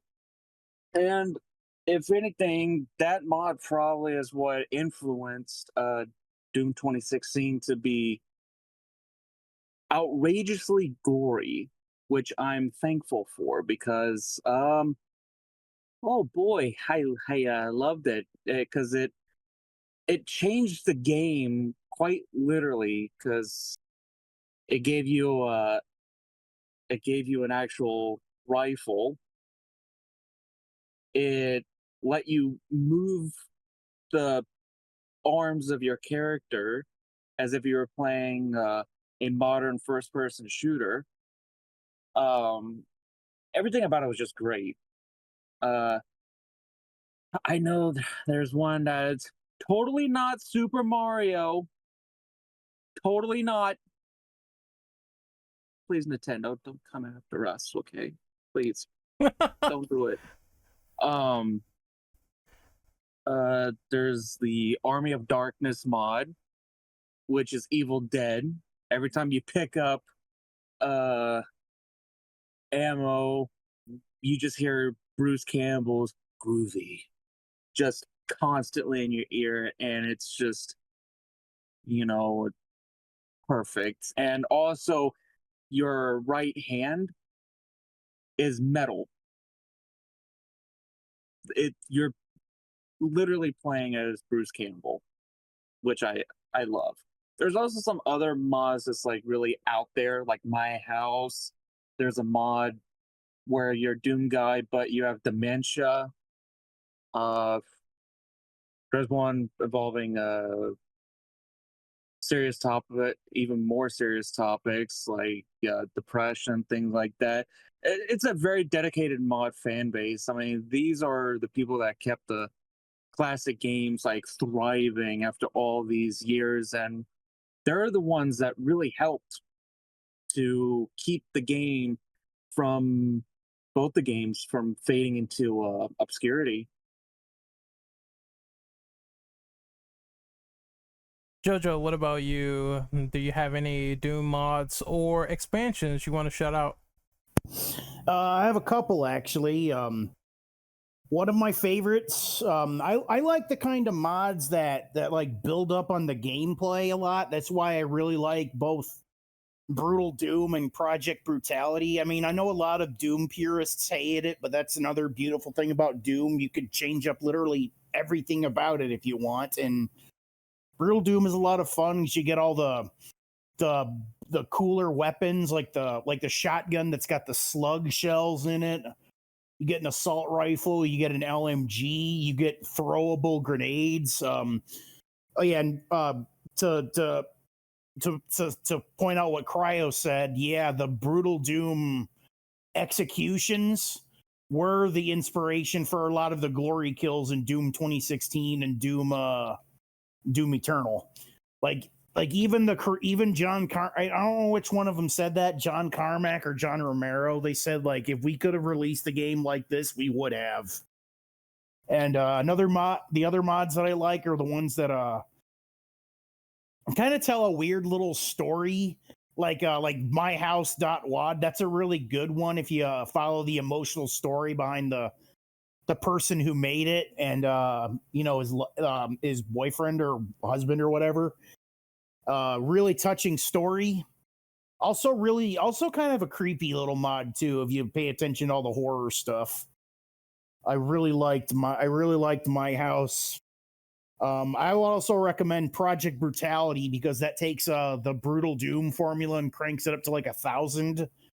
Like every enemy has different subtypes and all the weapons have different types of ammo that do different things. Like you can get a flamethrower, you can get flechette shells, slug shells for the shotgun. Really, really love it. Brutal Doom's the shit. Burn, it's your turn. What do you think of these mods and expansions within Doom? Burn. 2 words. Yeah. 2 words. H Doom. No, just kidding. That's a whole ugly can of worms. Yeah, no, let's not get into that. Joke's over. For me, I played a couple of like several Doom expansion and everything. I mean, we know for a fact, and this was mentioned before we started the recording. But Check Squad is actually one of the more popular, quote unquote. I'm so sorry to I'm so sorry to interrupt. I would have so brought up Jack's Quest because I remember like they're giving away a Doom game in a cereal box, for kids. And oh my god, the things. If you were an 11-year-old kid and you had dehacked and you could change the green phlemoids into blood phlemoids and mud phlemoids and really take the kid-friendly aspect of sending these aliens back to their home dimension and just annihilating them from human existence. Oh Yeah, no, yeah, like that's Chex right. Quest is really fun.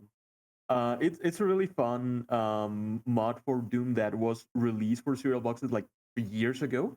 And Yep. fun fact for the people watching the podcast right now, you can actually play an HD version of Chex Quest on Steam. Like it's totally free, so go download it.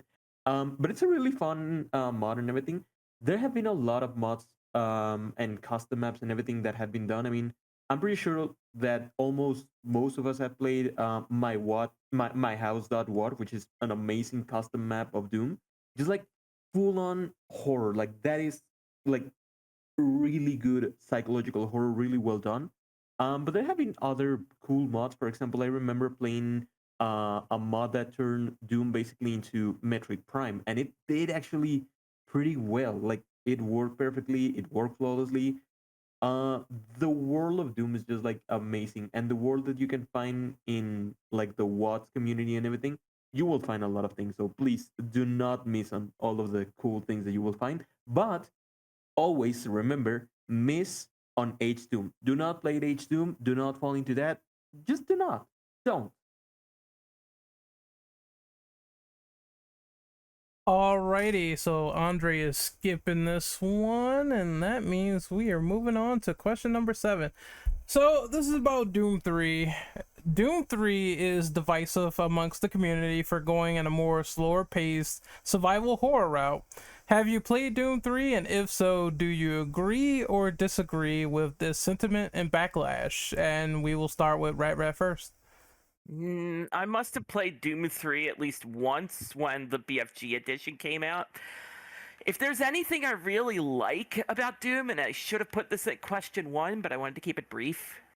If there's one thing I really like about Doom, it's Matt McMuscles from Super Best Friends Play put it so aptly. You're Sonic with a shotgun.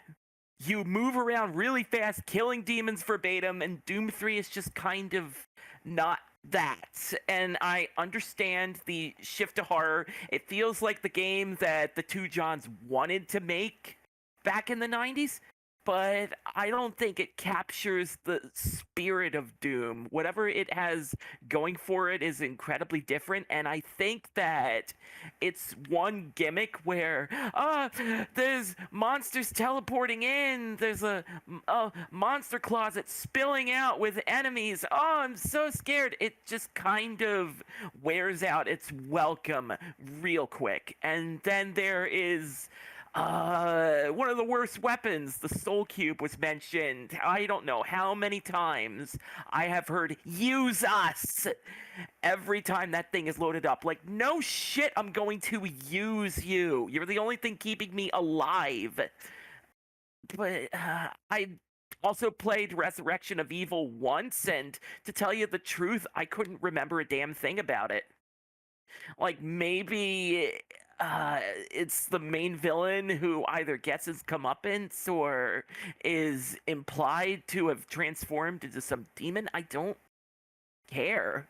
When John Carmack was talking about his infamous story in a video game, it's like story in porn. It's there, but it's not important. That's Doom 3. You don't care about the story. And that is one of Doom 3's biggest failings. It's the entire first 90 minutes is story and build up. It's like you can do that in Half-Life, but you can't really do that in Doom. Yeah, I'm just gonna make an observation because I only played Doom 3 like literally for 10 seconds. I played it, and not 10 seconds, 10 minutes. I just remember I just didn't like this game. I don't know what it was. It was just something about it where it was like, it doesn't feel like Doom. It feels like they could have called it something else. Maybe Loom or something. I think they probably would have got they probably would have got a better result by calling it something else as opposed to Doom in name only. Because it's a neat concept to have like a slow-paced, scary survival horror game. I mean, that's fine if you want to do that, but if you put it on the level of like Doom 1, the Doom 2, even the newer ones, it's like the fast-paced and furious gameplay is gonna always outweigh it each and every single time. So it's just kind of like, yeah, it's there, but it doesn't compel me to go back and play it any further. I just remember that washing over. Maybe things will change with playing it on Xbox, but I remember my first time, I was not really into it as much as I suppose I thought I would be, because I like survival horror, but it does not fit Doom for some reason. Cryo, it's your turn. What do you think about Doom 3? Have you played it? I'm actually playing a little bit of it right now, and the truth be told, because last time I played it was like 2016, briefly. It suffered the same thing that the movie did. It felt like what year did Doom 3 come out? Before I 2004, I think. Yeah, 2004, 2005, I want to say. being touted as the big Xbox game, because I remember that. It Yeah. feels like they try to turn the series into something that it's not. It feels like they put, you know, RE and Doom. It feels like they put RE and Doom into a what do you call it? Where you put animals in, like Like a not zoo? no, like enclosure. Put them in like an enclosure and said, "Come on, now fuck," and boom, came out Doom 3. Come on Oh my now, God. fuck. Wasn't expecting that to go that direction, but okay. Like that's literally it. That's literally the vibe. That just by looking at the cutscenes of Doom 3, the gameplay, like the slow build, shit like that, it just reminds me too much of what RE was doing around the time. And the Doom guys wanted to do that as well, but keep a Doom. You can't do that. You can't do that. Not unless you could do a balance of it. They could not do a balance whatsoever. I don't know. Like I said, it literally just felt like they just put two games that's very different from each other, and they just wanted it to like breed. And we just got Doom 3. It just didn't fit. Like, I get what they were going for, but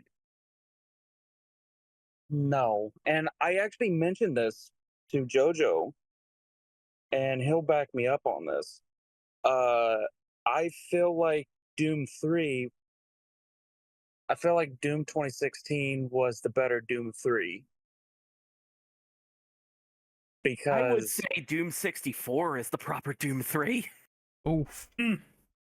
Because it wow. ties into Eternal Yeah. now. Yeah, that's right. that is true. It's just because I can't say nothing. I haven't played Doom 64 yet, so that's like in the back corner of my mind for right now before I just pluck it out with a pair of tweezers.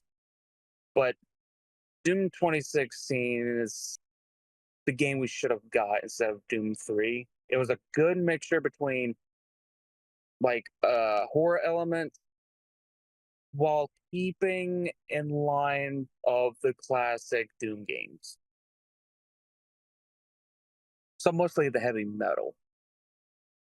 Yeah, mostly I agree. Yeah. If you would have skipped like a time skip, let's say Doom 3, the actual, Doom 3 on Xbox, the original one, never happened, and you skipped ahead to Doom 2016, and if they just called that Doom 3, I would have been fine with that. It just felt like a natural progression as opposed to, stopping at that midpoint and saying, we're going to make this a slow paced survival horror and it's going to be all dark now. I think that's another thing people complain about too. It's like they said that the lighting was just super ass and you had to rely on that dumb flashlight like for most of the game. Yeah, definitely. That was a big part of it. I know the BFG edition fixes the light to be on the shoulder because that is what he wanted it to be. He wanted to be on the shoulder. Back in my day, we called it the duct tape mod. But yeah, that's how I feel about it. And I mean, I can't say like Doom 3 would be better if it had heavy metal because we literally talked about it briefly. The PlayStation 1 version of Doom, it took out the original heavy music and put in atmospheric, like horror themed music. And it changed the vibe, but it still kept that flavor. It still kept it. Doom 3 did not do that. It was too slow.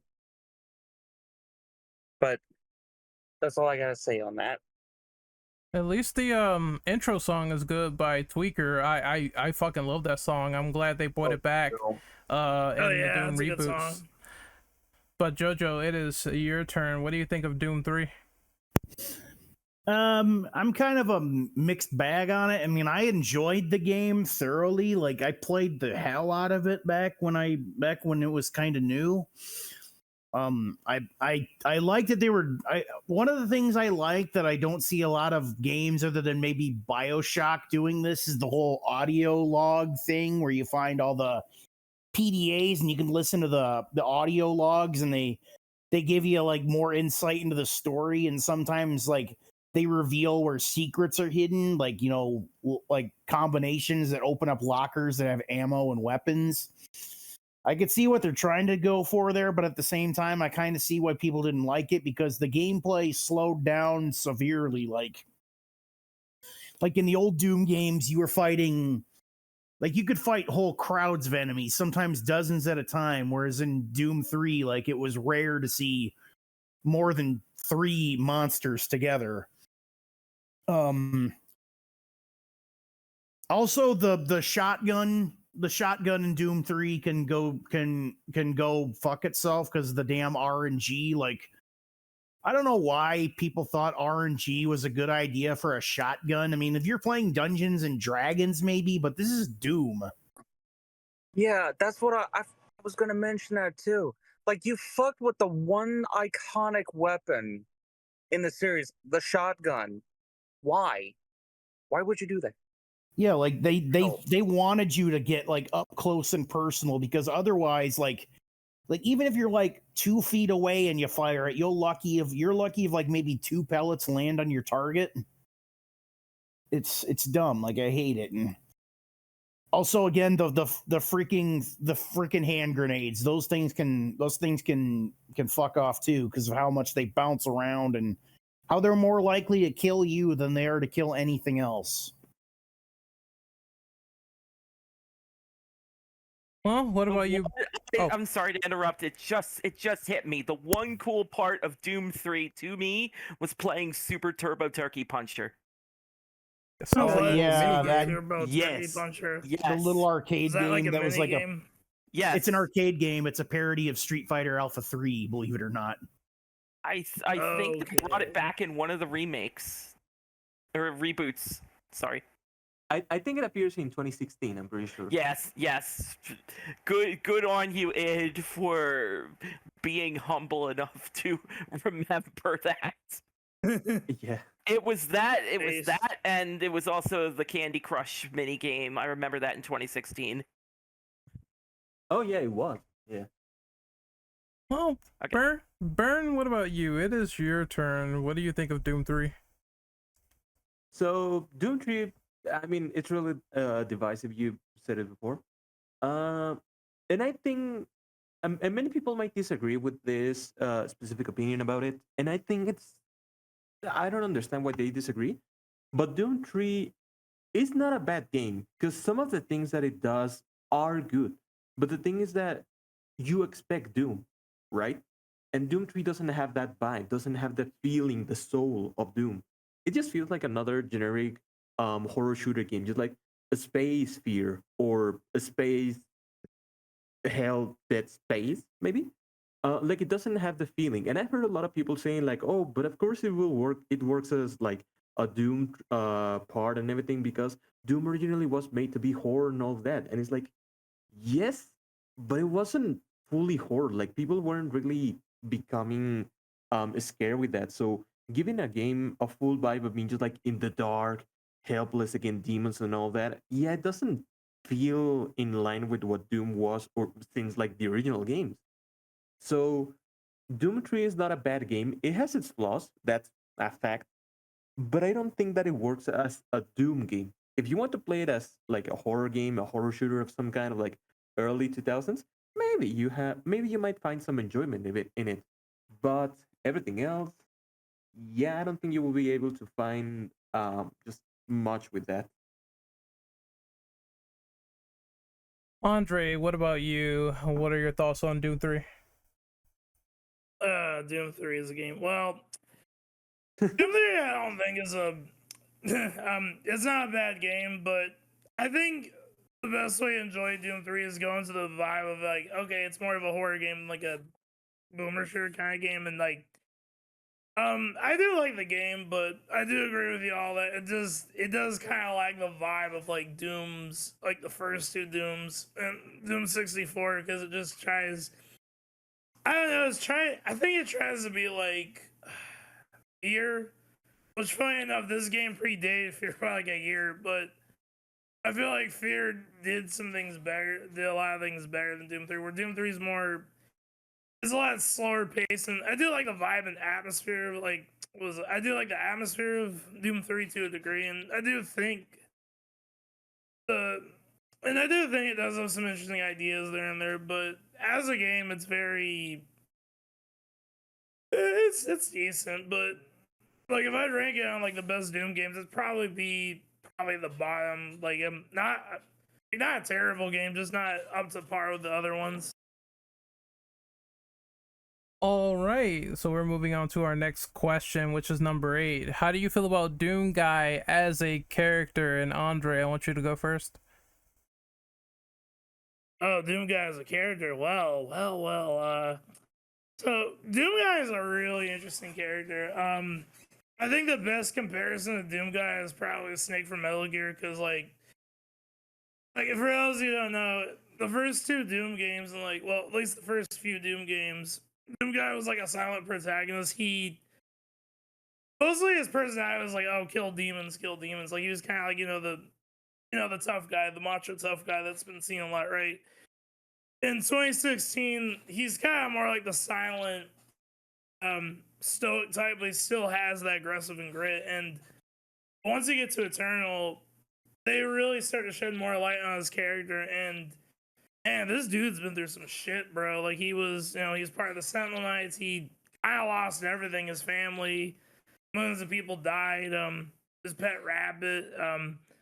Yeah, he's kind of like a broken mess of a man, because like, especially in one of the cutscenes of Eternal, when you sort of see him, like, he's fighting this arena and he's like blood, guts, and shit like that. Like he's really gone a lot. Like no, I always thought he was like a badass, cool character. And like, going back to what I said about Snake, Snake wasn't like fully, I'd say he wasn't like fully developed till Metal Gear Solid, because in the first two, like I said, he's kind of like a standard action hero. But then once the later games hit, he kind of became more of this like more complex, more deeper character. And yeah, I always thought the coolest thing about Doom Guy was his connection to the Sentinel Knights. I thought that was pretty badass. But yeah, Doom Guy is an awesome character. Definitely one of the best in gaming.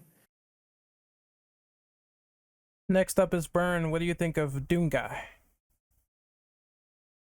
I mean, he is a character, and I think he's a character that everyone like loves at a certain degree. he has evolved a lot between his depiction in Doom 1 and 2 and his depictions in Doom 2016 and Eternal. And I gotta admit that I like it actually a lot. I like that they flesh out a little bit more of the character. I do hate that, spoiler alert for people that haven't played the DLC, but at the end of the DLC, he talks like directly, not even in a flashback or anything. No, he takes the helmet off and just says one word, but he speaks. I don't think that it had the impact that people wanted, and I think that's the thing that worked a lot about the Doom guy, the Doom Slayer in general, however you want to call him, because he's the same guy. But we know for a fact that he's not a bad person. Like, a lot of people do think that he was just like the macho demon killer character and all of that. And yeah, he has a little bit of that.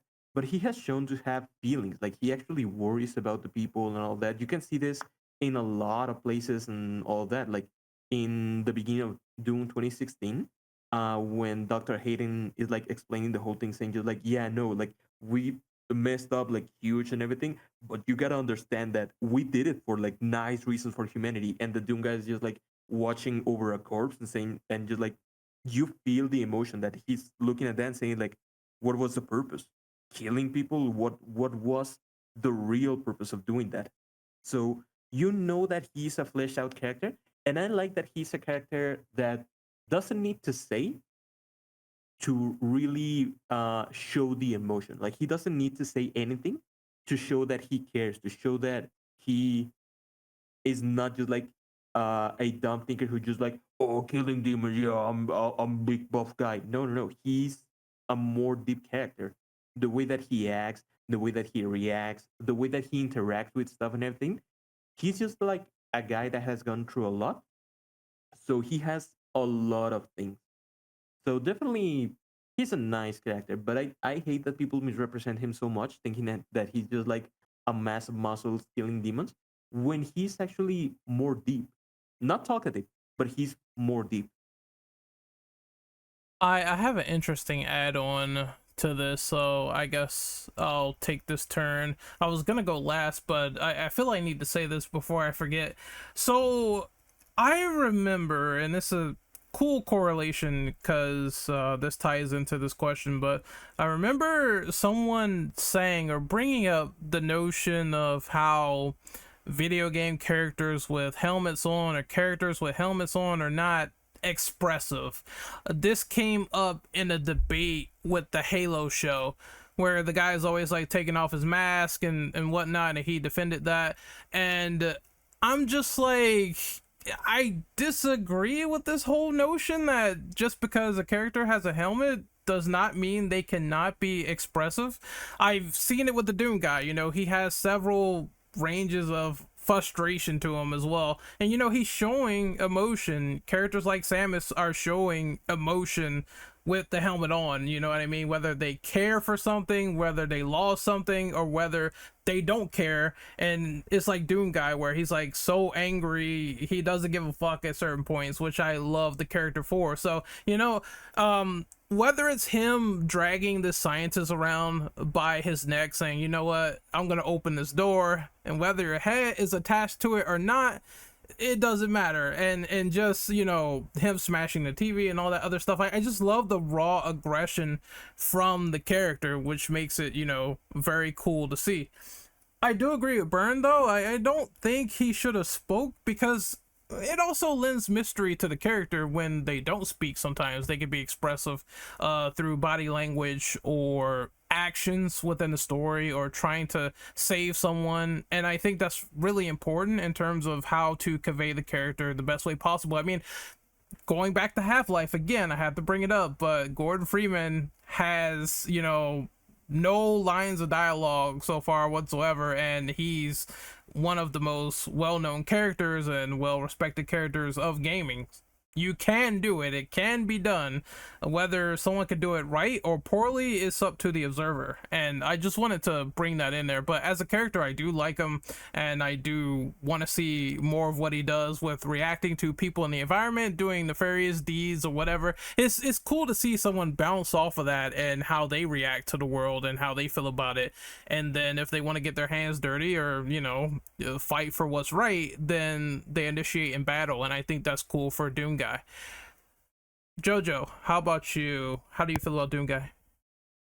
I absolutely love Doom guy. He represents everything I love about, how a video game character, could be in the right hands, because he's supposed to represent you as the player, kind of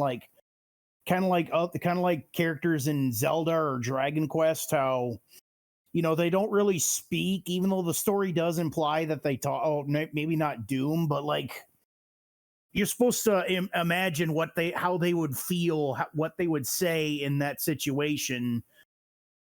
And I love that as like a form of immersion. And plus, Doom guy represents that raw aggression that some people who on a bad day just want to take that out on something, but can't, because don't do that.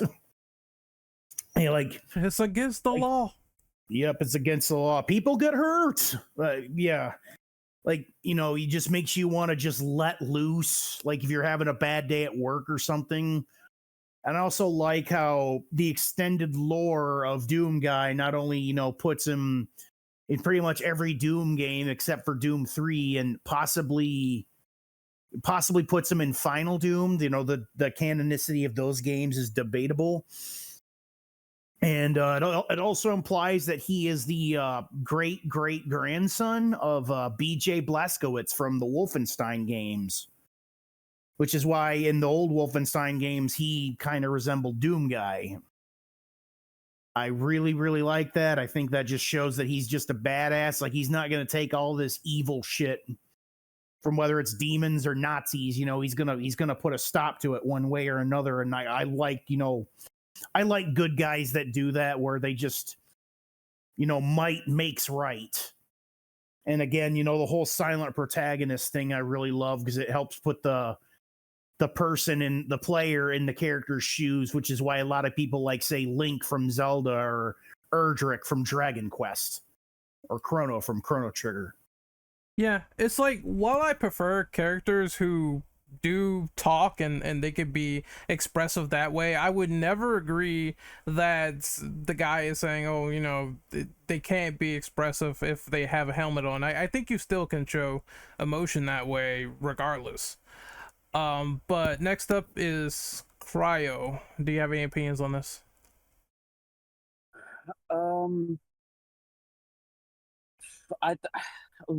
Okay. Whoever said that has never seen a fucking horror movie in their goddamn life. I can tell you that for free. Take a look at Jason Voorhees, Michael Myers. You can't see their face. You can see, actually, not even their eyes, but their body language, how they're acting, reacting. You can clearly tell the depth of a character by their body language, even if they're wearing any kind of mask, helmet, what have you. You can tell clearly with Doom guy, he's pissed off. Mm-hmm. Always pissed off. And it was even worse when he came back to Earth, and he found not only his home destroyed, but also his pet rabbit's head on a fucking pike. That sealed the fate of those demons even more, because he thought, everything is somewhat back to normal. But then he goes home, hell's been unleashed, and then there goes his home, than his pet. He's like, oh, well, here I go again, killing again. And he willingly goes back to hell. No sane person would do that. So anyone that says that, it's stupid. But Doomguy as a character, I love him. Like he, again, like by his body language, how he acts, especially like when you're interacting with things and it can be interacted with, his grunts, it's an angry grunt. Like, come on, why the hell isn't this working? Just constant angry. So I love it. And here's the thing, I'm in the minority because at least as far as I know, he did not have a full-on conversation. He just said no and rip and tear until, I think he said rip and tear until it's done, or just rip and tear. I think those are the only two parts that he spoke. For me, personally, I'm in the minority where it feels like it does not break the immersion of the character for me, because, or getting into the mindset of him, because he's still a pissed off guy. He's not mindless. He's smart. He knows what he's doing. Yeah, he's always like fueled by rage and anger, but he's not stupid. I mean, hell, Samuel and Doom 2016 thought he was mindless and just stupid, driven by his rage, when he wasn't, because he thought Doomguy would be easily manipulated, because he tried to get rid of the computer AI Vega, and instead he made a copy of it, because he was like, no, go fuck yourself. I'm not doing what you said. I have to destroy this to continue. Okay, fine. Just made a copy and then destroyed it, because he liked the guy. He liked Vega. Vega helped him, and he helped Vega back. That's the epitome of the character.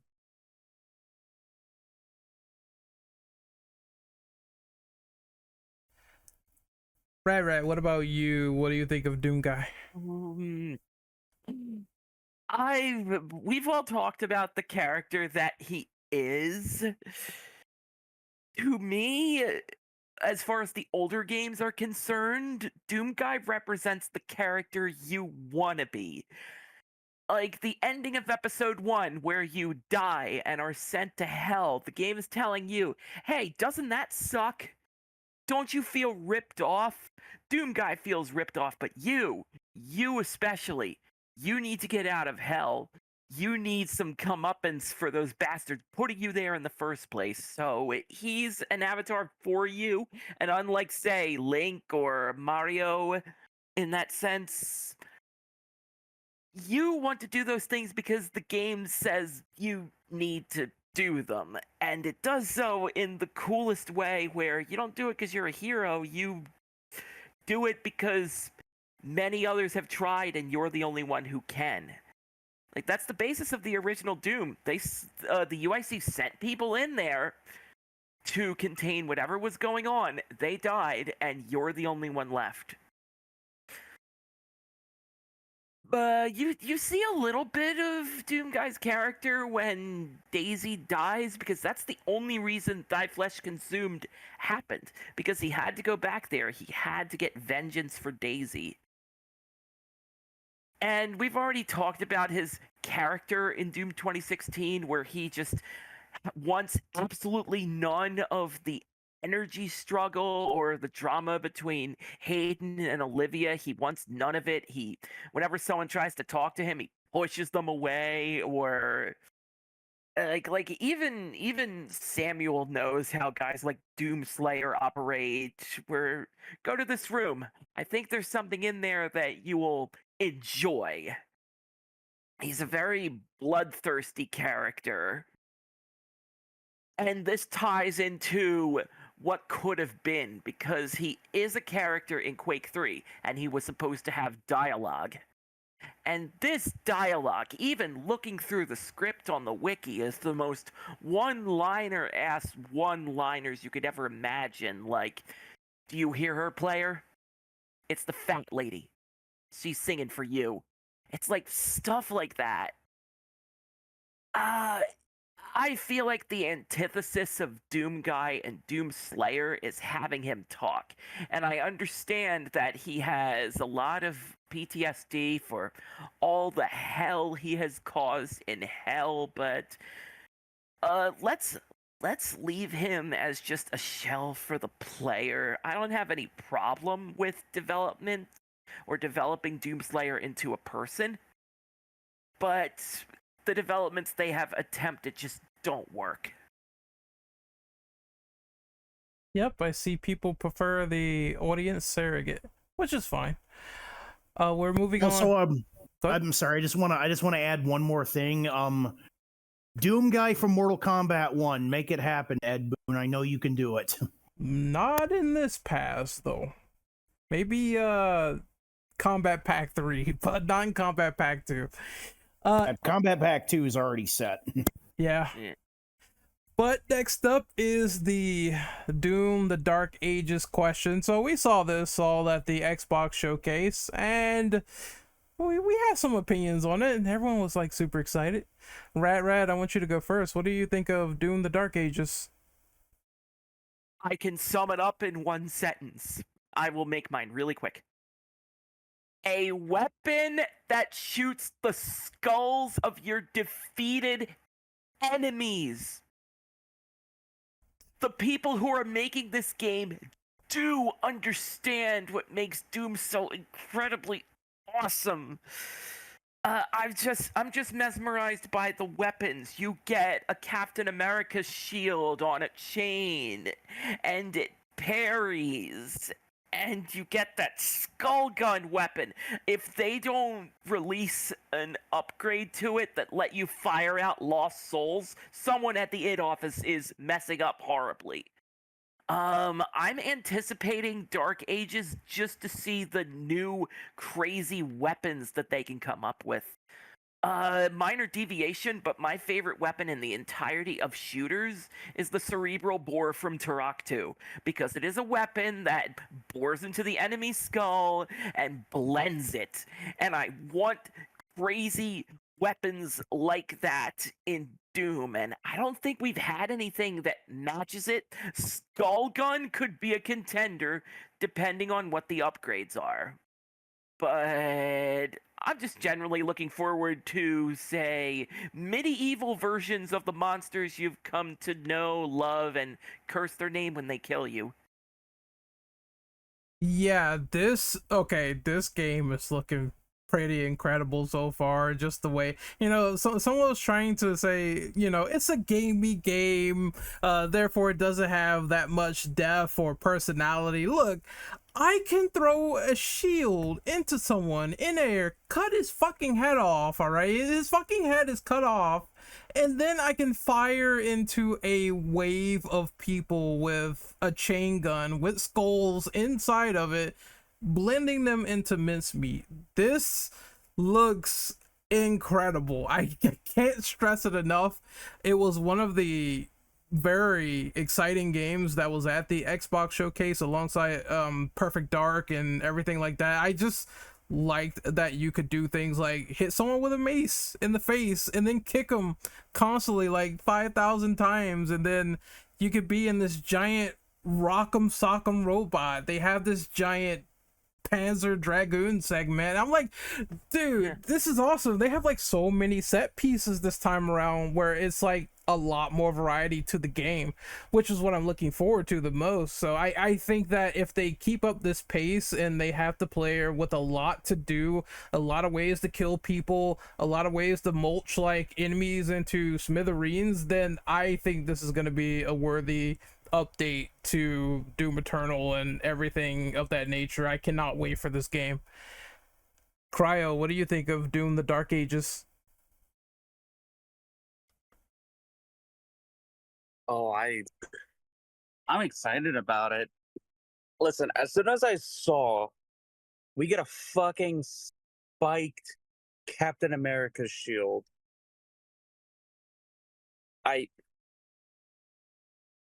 I had a little Doom moment in my pants, to say the least. What the fuck? Bruh. Your Especially pants were seeing the new. doomed, you could say.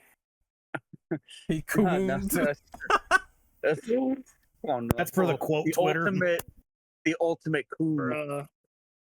Cool. Thigh But pants consumed. I could go on. oh no. But not only that, but just like what Brad mentioned, the weapon that uses enemies' skulls. I'm like, holy shit, what the hell? And I'm pretty sure someone's gonna mention this, but also the mount, the flying creature. Mhm. Like we get to fly. You get to Godzilla someone. You get to breathe fire down their throat. Giggity. Yo. Yeah, like Wait. as soon as I saw that in the trailer, I immediately yelled out, "Wait a minute, isn't that from Godzilla?" Freaking love that. I'm excited about it. And because I know unfortunately Mick Gordon isn't back. I really want to see what the guy that they hired will do for this. I want to see his twist on it, on the music, because we all know it's going to be like, since it's medieval themed, it's going to be probably heavy medieval themed. I'm hoping for medieval style music, but just like you said, heavy metal and orchestral. I think that'd be the best route to go. But Jojo, it is your turn. What do you think of Doom: The Dark Ages?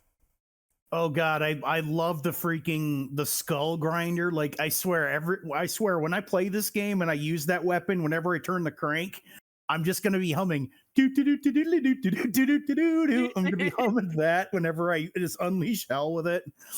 And I love that not only does Doom Guy get, a dragon, he could fly on a dragon or a wyvern, whatever you want to call that, and he gets a giant mech suit. He gets to be a Power Ranger sort of too. I'm just noticing this game has a lot of this series has like so much just bleeds 90s. I'm looking forward to this game. What I am worried about is I know it's called the Dark Ages, but it's still got a mix of like the tech, because Doom Guy wears the Praetor suit. He's got the shotgun. I'm wondering how this game is going to handle the BFG 9000, because I'm sure you can't have a Doom game without a BFG 9000. It's like having a Mario game, the star or whatever. And I'm also wondering what other new weapons we're going to get and other crazy ways you get to turn demons into demon salsa. I can't wait for this game. I've already got it favorited on Steam. I'm gonna work really hard on TF2 to try and get to pre-order it for free. Burn, it is your turn. What do you think of Doom: The Dark Ages? I'm hyped. Like there's no other thing to say. I'm just hyped about it. It looks so freaking cool. So let's see what the future brings. No other opinions on it? Not really. I'm just wait, hyped about it. Well, Oh, Andre, it is your turn. What do you think of Doom: The Dark Ages? Really excited. I cannot wait. It's probably one of my most anticipated games for next year.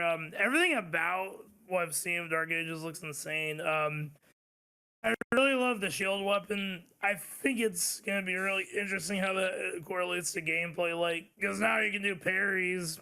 You can also use it to block enemy fire and like throw it like Captain America's shield. Yeah, really. Also, from what I heard, From what I heard, I think they reworked the glory kills, but they're also making Doom Guy a lot tankier, so they're doing some gameplay.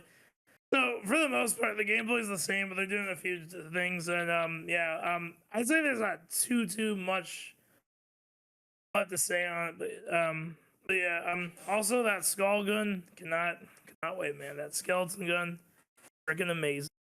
Yeah, that was one of the best visual looking guns in the game. I cannot wait to see what else they do with it, and maybe put in some like old medieval ballistas and all that stuff, and you could just have some primitive looking weapons as well. I think that'd be pretty cool to see, because like we saw a Doom guy beating the shit out of a demon with a mace, so I just want to careen his head in with like a glory kill or something. That'd be awesome, actually. Oh my god.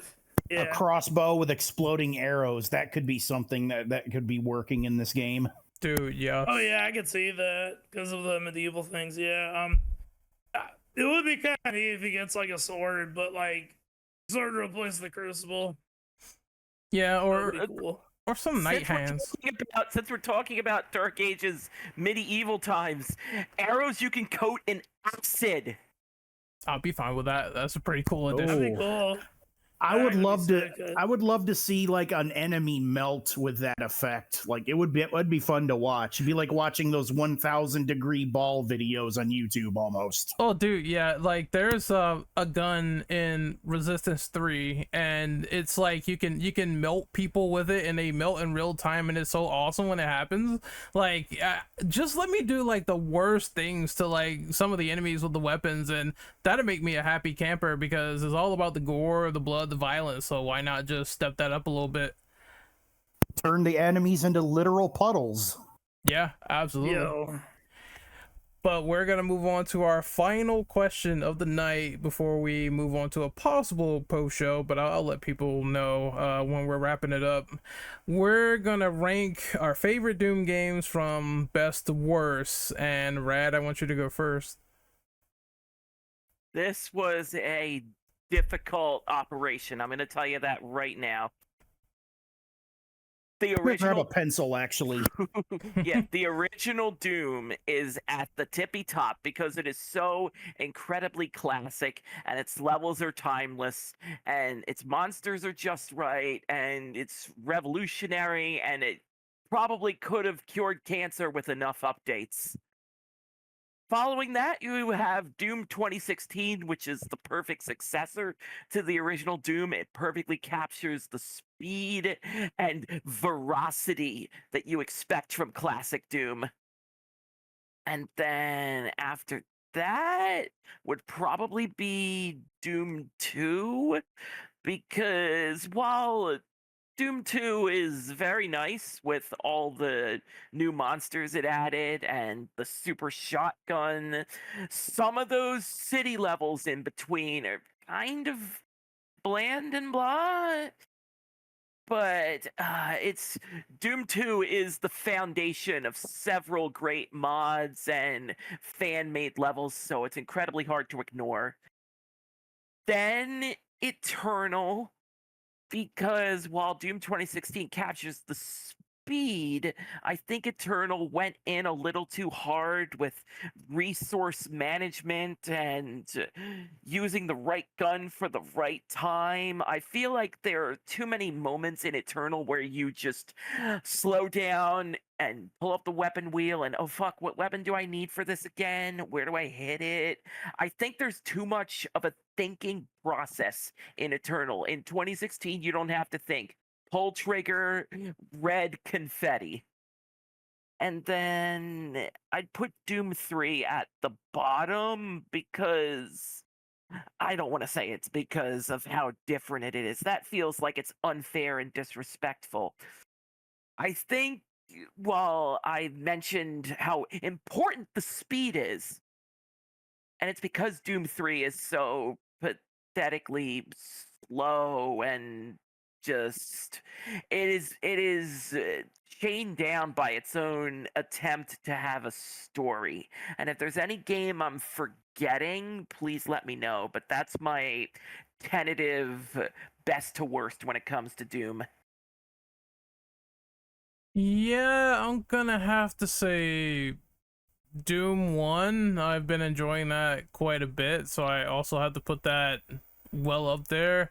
I would say next would be Doom 2016 for me. I felt like that reboot hit all the notes and it hit all the right bells and whistles for me included, and I love the multiplayer. The multiplayer was like top notch. I used to play that all the time.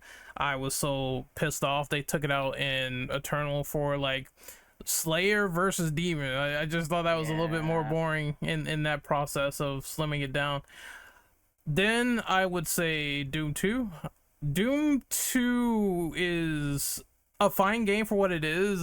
Granted, it's the one I went into first before the first one, so it kind of like kicked my ass a little bit. And there's kind of like just some parts where it's like, it's a lot of tedium in these places, but I think it's overall good foundation for, like Rad said, the mods setting up, you know, a bigger sort of premise with the sequel and everything. It's just some parts that really don't land as good as the first one, in my opinion.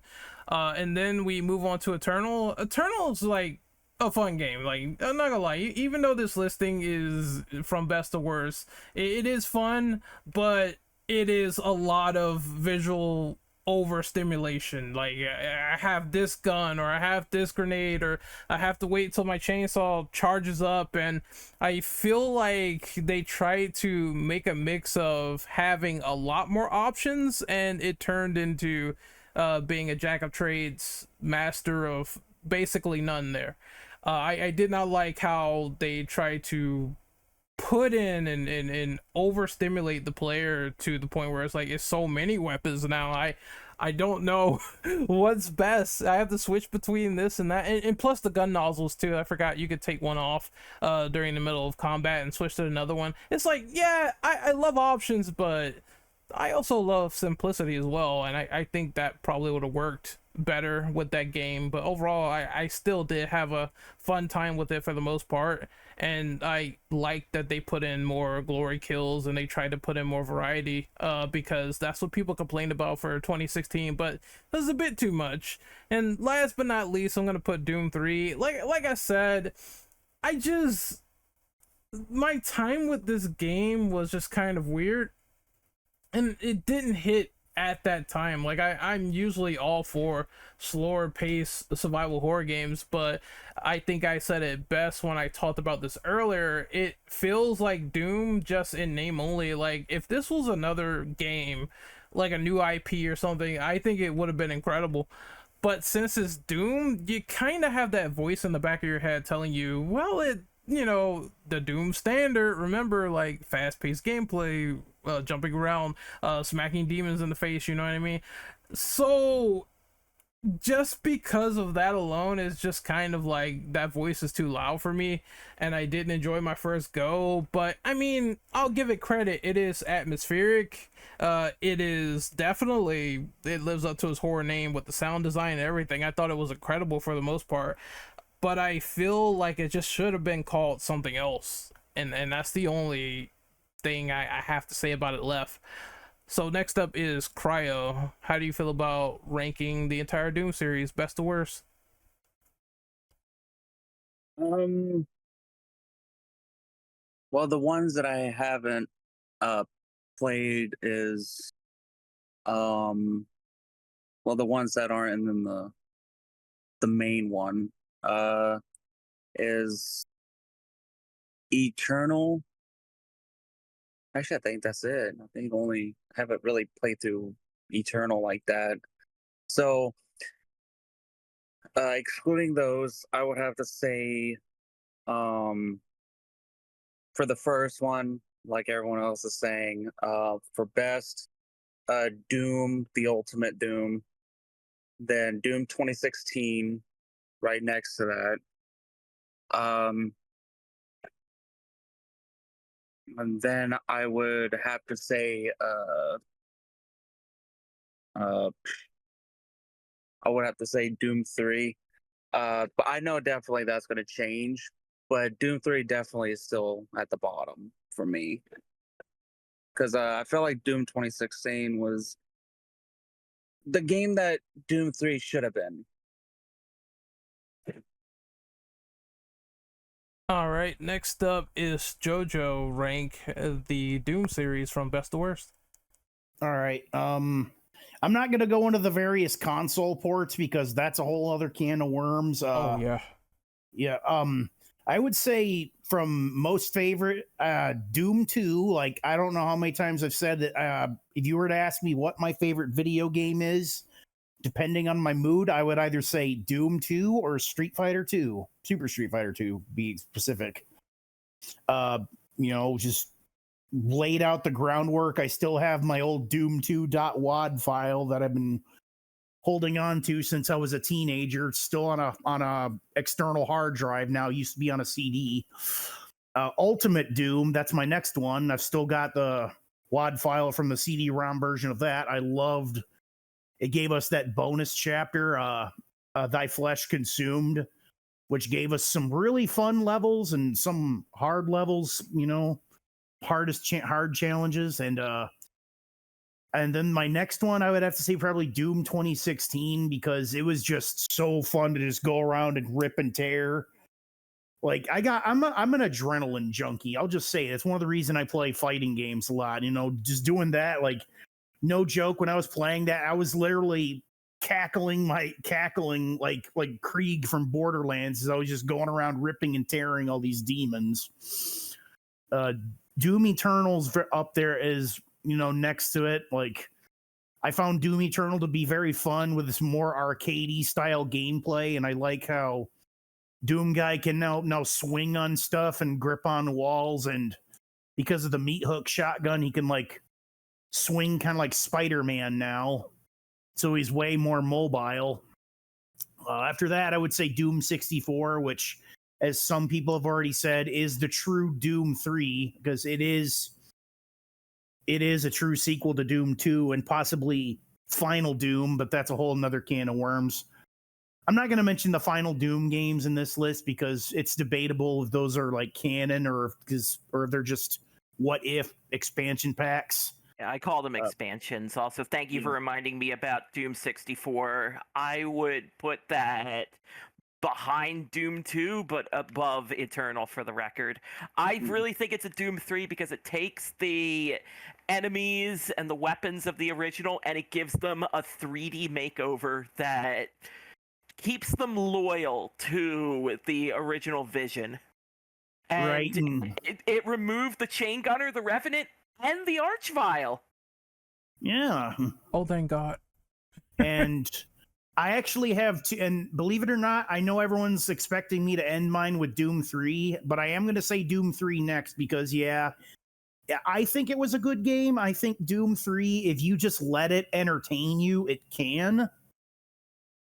And the one after that, I'm only saying this, Doom RPG, mainly because I could never get into that game. I tried playing it. I've tried emulating the Java version on my computer. I got bored with it. I'm like, no, I'm done with this. I did not like the Doom RPGs. Burn, what about you? Best to worst, all the Doom games that you played so far. Okay. Thinking about it, I'm gonna say it like this. So at the very top, I'm gonna put Doom 2, because I mean, as Radra said, like, it's the base for basically all the Doom mods. So it's just like it's the father of all of them. So I will put that one on top. Next one, I will probably put Doom Eternal. I like it a lot. Really having me think outside of the box and having to use more weapons. It's a cool vibe. It reminds me a lot of like Ultra Kill, which a full-on amazing game. So I like that vibe a lot. Next one for me will be a mix between Doom 1 and Doom 2016. I like both of them and I like the vibes of both of them, but I just can't decide exactly which is the one that I like the most. Do I like heavy metal or do I like death metal? Do I like more bloody imagery or do I like just like 90s bloody imagery? Like I'm a bit divided between that, so I will say that they are a little bit tied in there. Um Next one for me will probably be Doom 64. I honestly enjoy Doom 64 so much. Like, even though it's kind of low on the list, it's not a bad game at all. I mean, it's third place basically.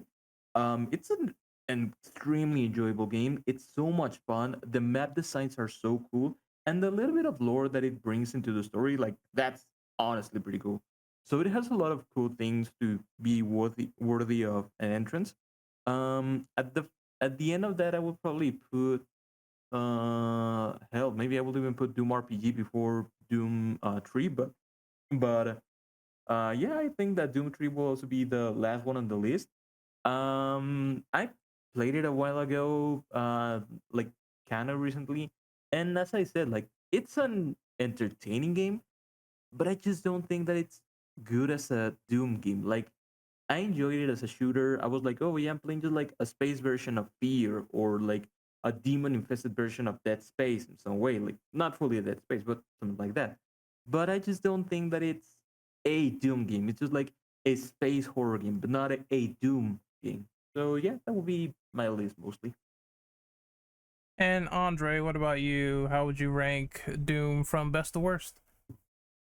Okay, best or worst. Well, I'm gonna start with worst. Worst, probably from what I've played, probably Doom 3. Not a bad game. It really isn't a bad game, but I think if you want to really enjoy it, you have to go into a completely different mindset. That it's more of like a horror game than a shooter.